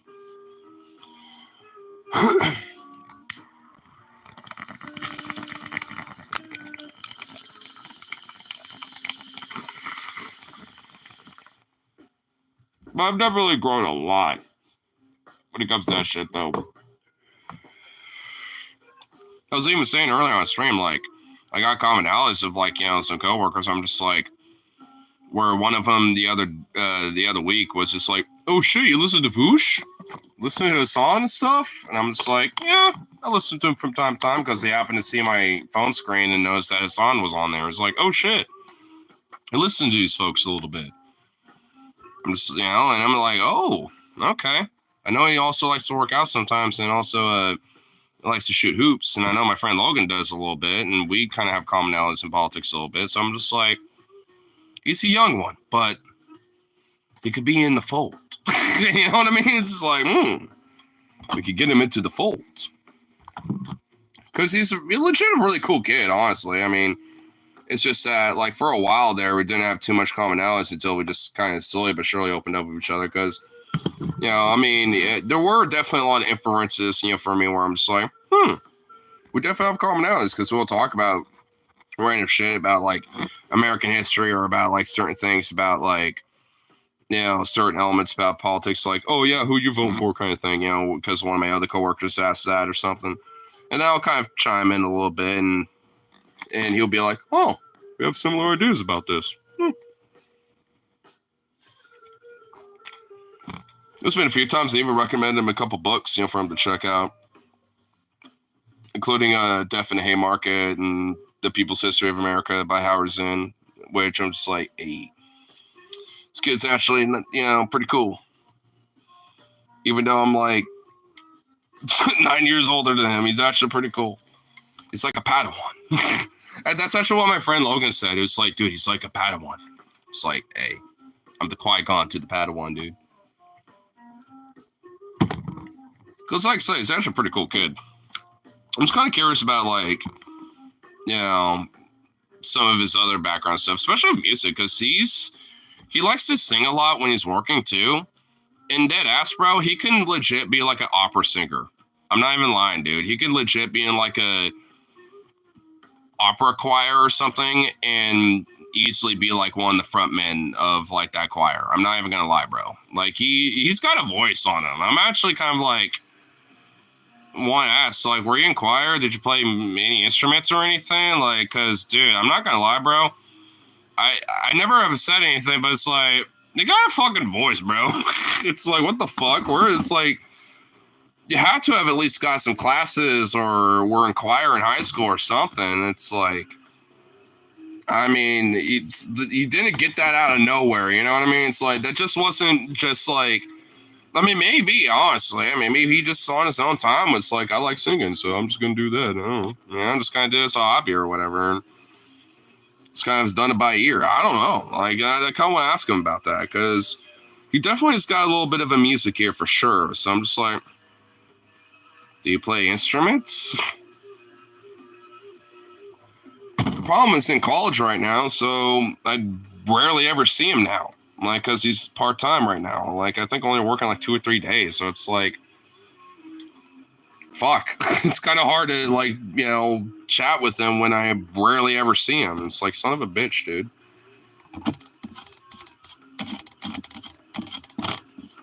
That's the thing about, like, some workplaces. It's like, whether it's like, indirectly because of other circumstances, like, with other coworkers, or maybe like due to corporate or whatever, like whenever it just feels like whenever there's like a privy sense of like, I'm kind of like connecting with someone at work or some shit, there's always something that happens where I'm just like, now I really have time to see them and kind of shit. Because the last time I kind of felt this way was actually with a migrant worker that was working with us for a time. I nicknamed him D.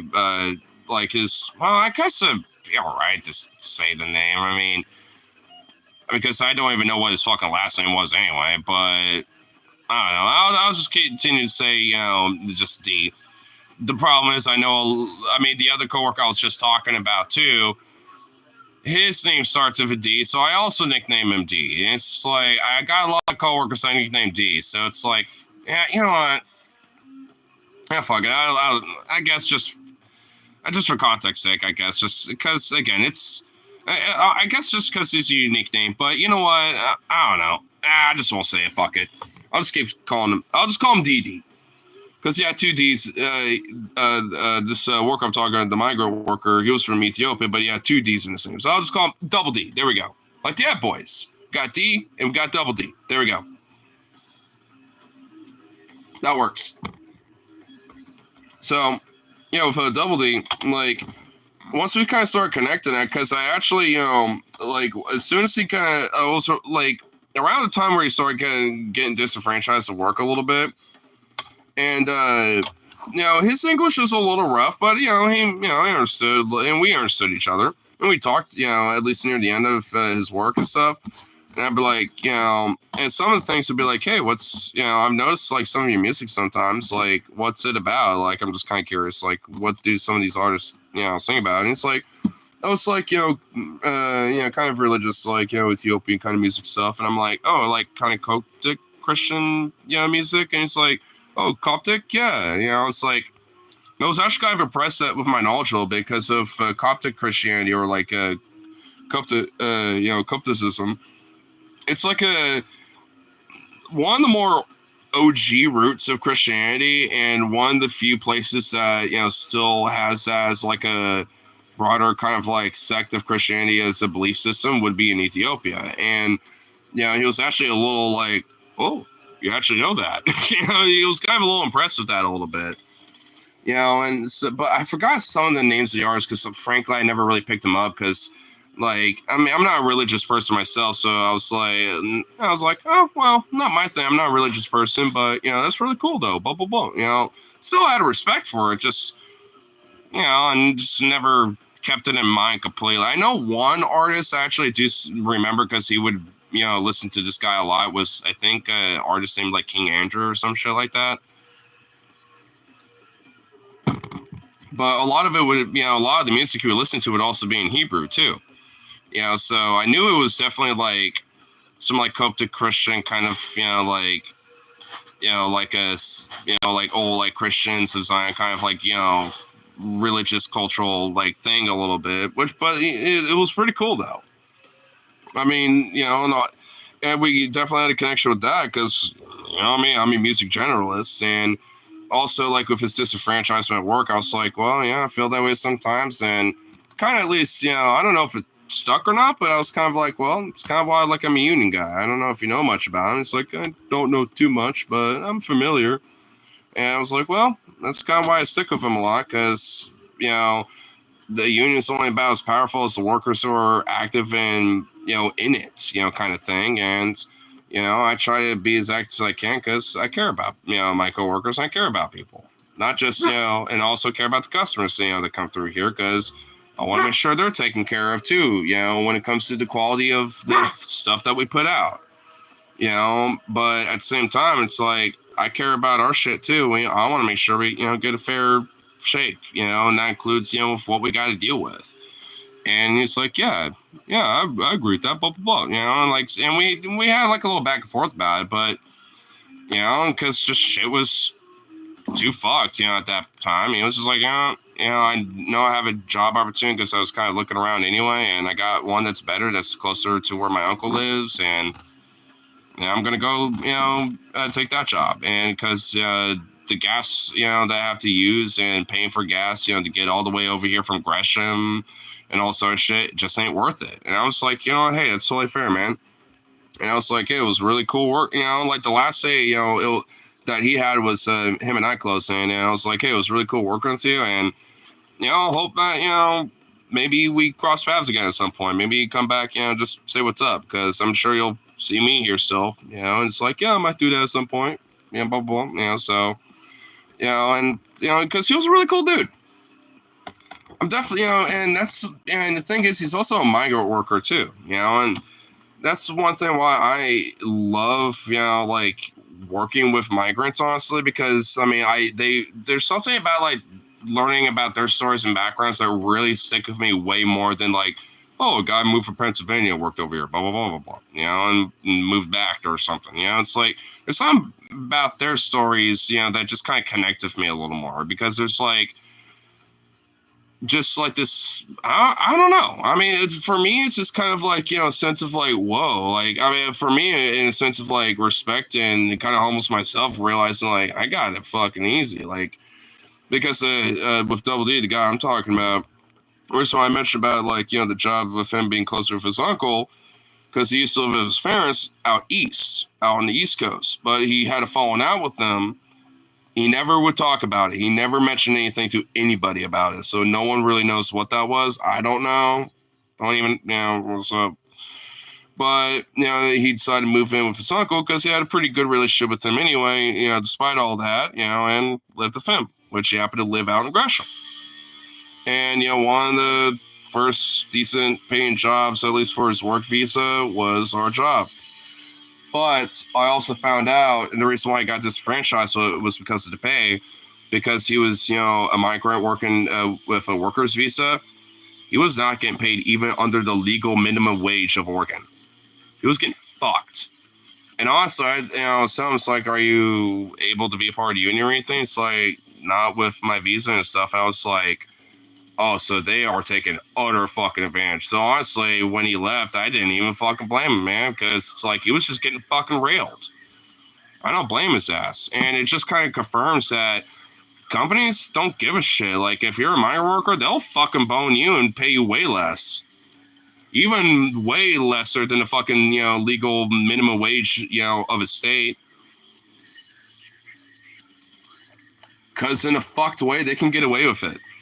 That's the problem. They could just legally get away with it, and no one gives a shit. And if anything, you use that as a scapegoat to say, the migrants take good jobs. It's like, well, why do I still got my job, and I've worked with migrants off and on my entire fucking career so far working at that shithole of a company that I work with? It's like, seriously, I mean, give me a fucking break. First ship detected. Destroy laser beams. Not just laser beams, but through the eyes. Laser beams. Right for the eyes, dude. The laser beam eyes. I mean, honestly, for real. And that's another thing where they, kind of like, I mean, the whole migrant thing I was just talking about with that, like, fucking them more with less pay. Like, that's another way to scapegoat. Like, with the whole, like, oh, they'll take your job thing. This is another way to keep, workers divided more so than not. And honestly, I even talked to some people that would, like, kind of, be a little xenophobic about migrants. Be like, yeah, we need to kind of like, really deal with that border and like limit how many migrants you have. It's get ridiculous because they're taking jobs, they're doing this and that, blah, blah, blah, blah, blah, bringing drugs through. And I'm sitting here like, yo, bro, I've worked with migrants, that have come here, with, a worker's visa. And honestly, there's been some that haven't. And they'll still get a job here, and they'll get less pay. Like I was just mentioning, even not even legally in the state of Oregon being able to have minimum wage, they're getting paid less than that. And these companies are able to get away with it because they're not like legally on the books, completely. And even if they are, like it's like they're able to, circumnavigate a lot of these different laws and shit because they're not official U.S. citizens. They're citizens of another country. They're not actual U.S. citizens, so they don't necessarily have to abide by the same, laws via the state, even though they ought to should be. Just because, they're not citizens, because they're not an Oregon citizen or a citizen of New York or whatever the fuck in the United States, and thus they don't abide by those state laws. It's like, the fuck yeah, they do. Anyone who's in this state, abides by those laws, and those includes the fucking companies, but they get away with it because no one gives a shit, and they got the fuck you money to basically pay the fine off if they get caught, because they don't care. No one actually punishes them.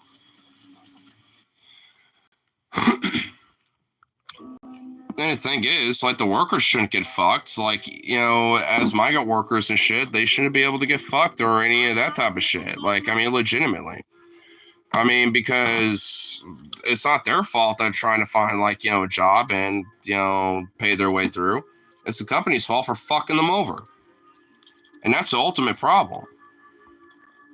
And I always, explain that to a lot of people, especially with my own anecdotal experience as a worker.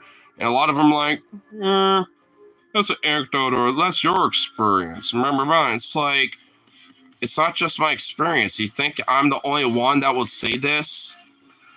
It's like, come on, bro.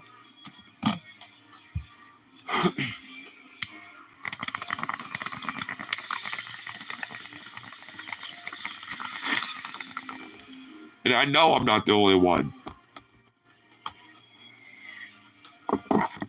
I got friends and other coworkers and other people that I've been acquainted with and talked with that have told me similar stories. It's not like some unusual, rare phenomenon for this to be the case. You know what I mean? It's like, it's ridiculous. And especially conservatives and now Democrats to a lesser extent. To the same extent, really. Like, they just are at a point where it's like, no, we got to restrict this. We got to, like, fuck people over, basically. And Democrats want to do it with a friendly face, and Republicans want to do it with a sense of vitriol and venom. Like, so, I mean, take your pick. Do you want one that does it with a smile on their face? Or do you want one that's going to be, like, pointing a gun at you kind of shit? Take a pick, I guess. One's blunt with it, or one is lying to you. Well, not even lying to you. Just pretending to be progressive while doing it. Being with a smile on his face and having a different image, to present it. It's like, at least for me, can't pull the wool over my eyes on that bullshit. Because, like, I've seen it with my own eyes. Working with these people, meeting these people, talking with these people. Even the migrants themselves. Because I've worked with them. I've met them even off on the street and shit. Or, like at a bar or something, because, they got off work and they want to have a Modelo when they get off work or some shit and hang out at the bar or whatever, It's like, I mean, I see it all the time. And why fucking make it harder for them to, like, boost our own economy and also, help themselves and their own families? Like, I know another Ethiopian friend of mine that used to work at my workplace. He's up in Seattle making music now. Like, Jamal, like, he fucking, like, I mean, like, he became, he's a full-on citizen now, but he came here, working, busting his ass at my fucking work. And, he would, half his paycheck would go back to his family because the US dollar versus the Ethiopian dollar is rich man's money. And he made sure that his family was taken care of, getting out of, the poverty that they were in. He took care of them. And after that, he still had enough, to secure something for himself and live a successful music career rapping and doing stuff like that up in Seattle. And dude, that is some fucking, like, some American shit right there. And that's an Ethiopian migrant that came here as a teenager. I mean, it's like, that is some fucking American shit right there. If there is any Americana fucking story to be had in the modern times, like, that right there is some shit right there. I mean, just straight up. I mean, one of these days, like, if me and my buddies, end up going to Seattle for a weekend or some shit like that, like, I want to hit him up, and I got another buddy up in Seattle I want to hit up too. So it's like, like, I mean, we might just all have to have like a big get together or something. Be like, yo, Jamal, I have a buddy in Seattle that I also want to meet. Want to all just like have a get together at like, a restaurant or a brew pub or something like that. Even if you don't have a drink, that's okay. We might. Remember. I might hit him up about that. I just don't know, like, I'll have to, like, pitch that to the homeboys, too, especially at Rip City, because I know he would may be okay and down with that, but it just have to be, like, a certain weekend, though. I just want to go up there when that furry bar that is up in Seattle, I want to go to that. As long as I have time, or at least, an ability to go to that, because I think it's, like, Friday, Saturday, and Sunday when that bar's open. It's literally just the weekends for a certain period of time, and it's bullshit. It should be open all day, dude. Not all day, but like all week. It's like, come on, bro. Furries like me need to make a pilgrimage, and we can't have it limited to a certain time of the week, dude. So come on.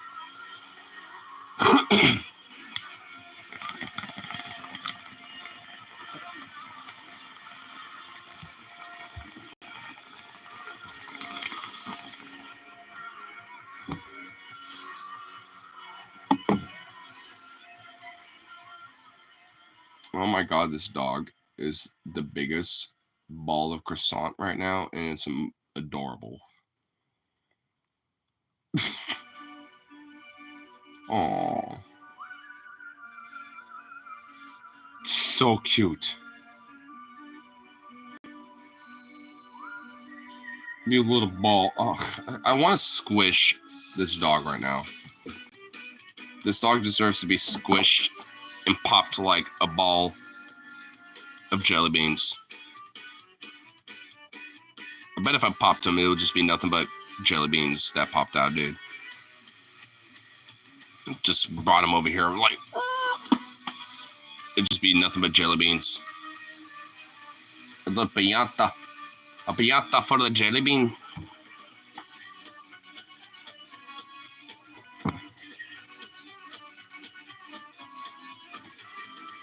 Okay, this dog is melting my soul. You're lucky, a little turd. They ain't getting a bath tonight. It's just gonna be me. I'm gonna give you a little break. Though I feel like I shouldn't, but I will.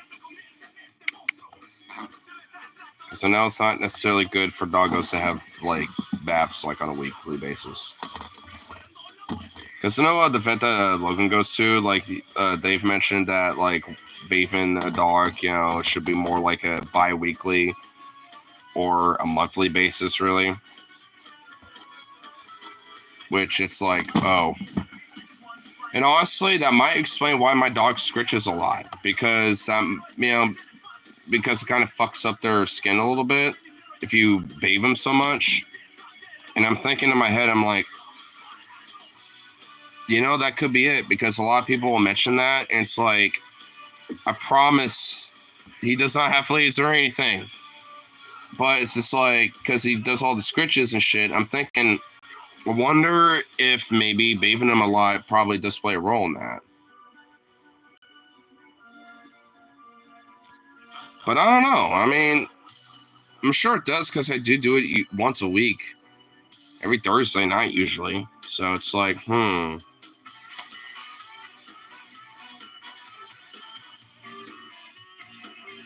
Yeah, Bobby. Oh, you woke up for your little nap. Oh, you're so cute. You little croissant. Little coffee bean. Little pinto bean.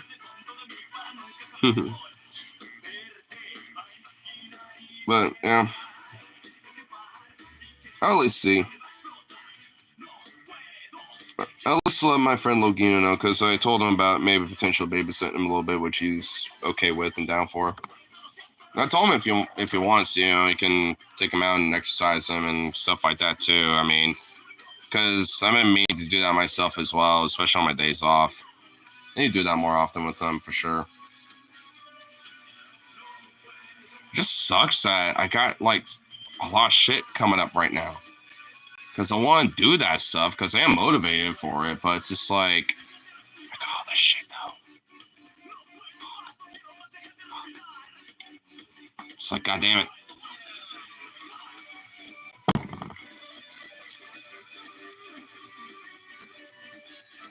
That little ball.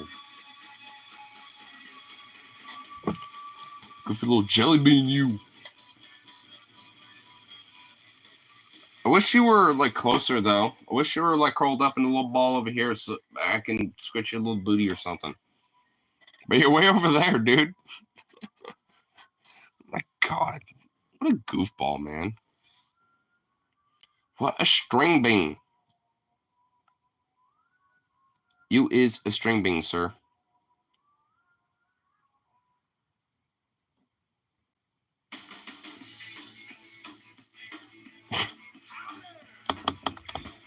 Oh, goodness gracious.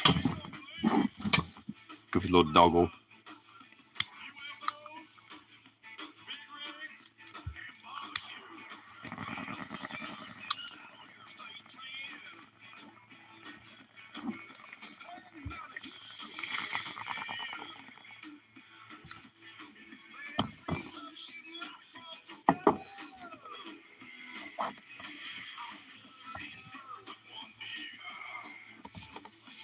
Eat him. I'll take out one more bowl. One more little bowl of runnies and call it good for a nap. Get a little shower going. Does it smell like campfire too? On top of chicken and oil, canola oil especially, and campfire. I'm a schmelly bean. I certainly want to cleanse myself a little.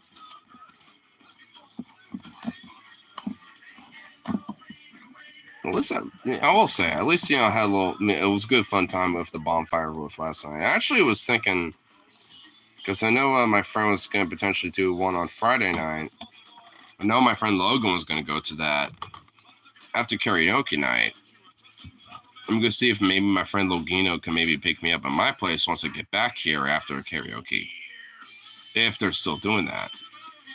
Because I have one more brewski ready to go for me.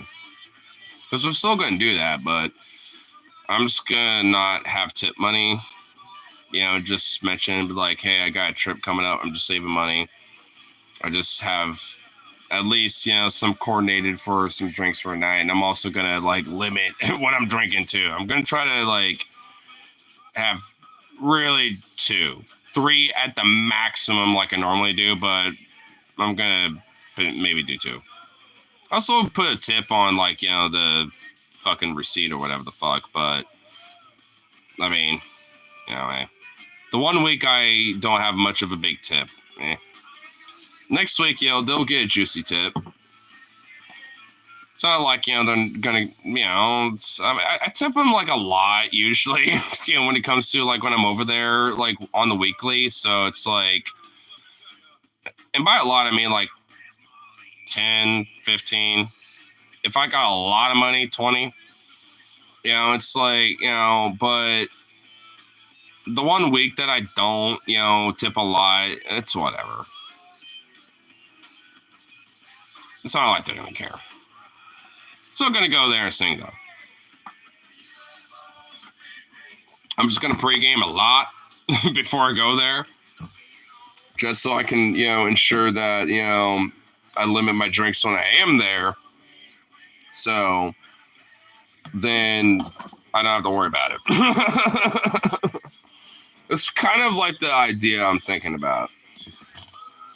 Heavy pre-games before I go there. Have 2, 3 at the maximum because I know that will be less than $20. I was already kind of mindset myself at 50 plus my phone bill too. And with all that said and done, I'll still have enough for the trip. And I'm not going to spend a goddamn penny until I'm in Minnesota, after that. And, so I'll be fine. But it's just like, fuck, dude. It's just like penny pinching, man.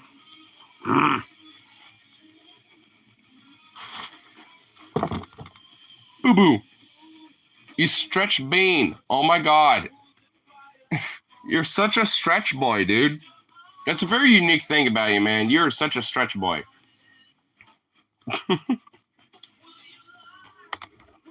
He's such a stretch bean. He loves stretching his little feet out. It's so adorable.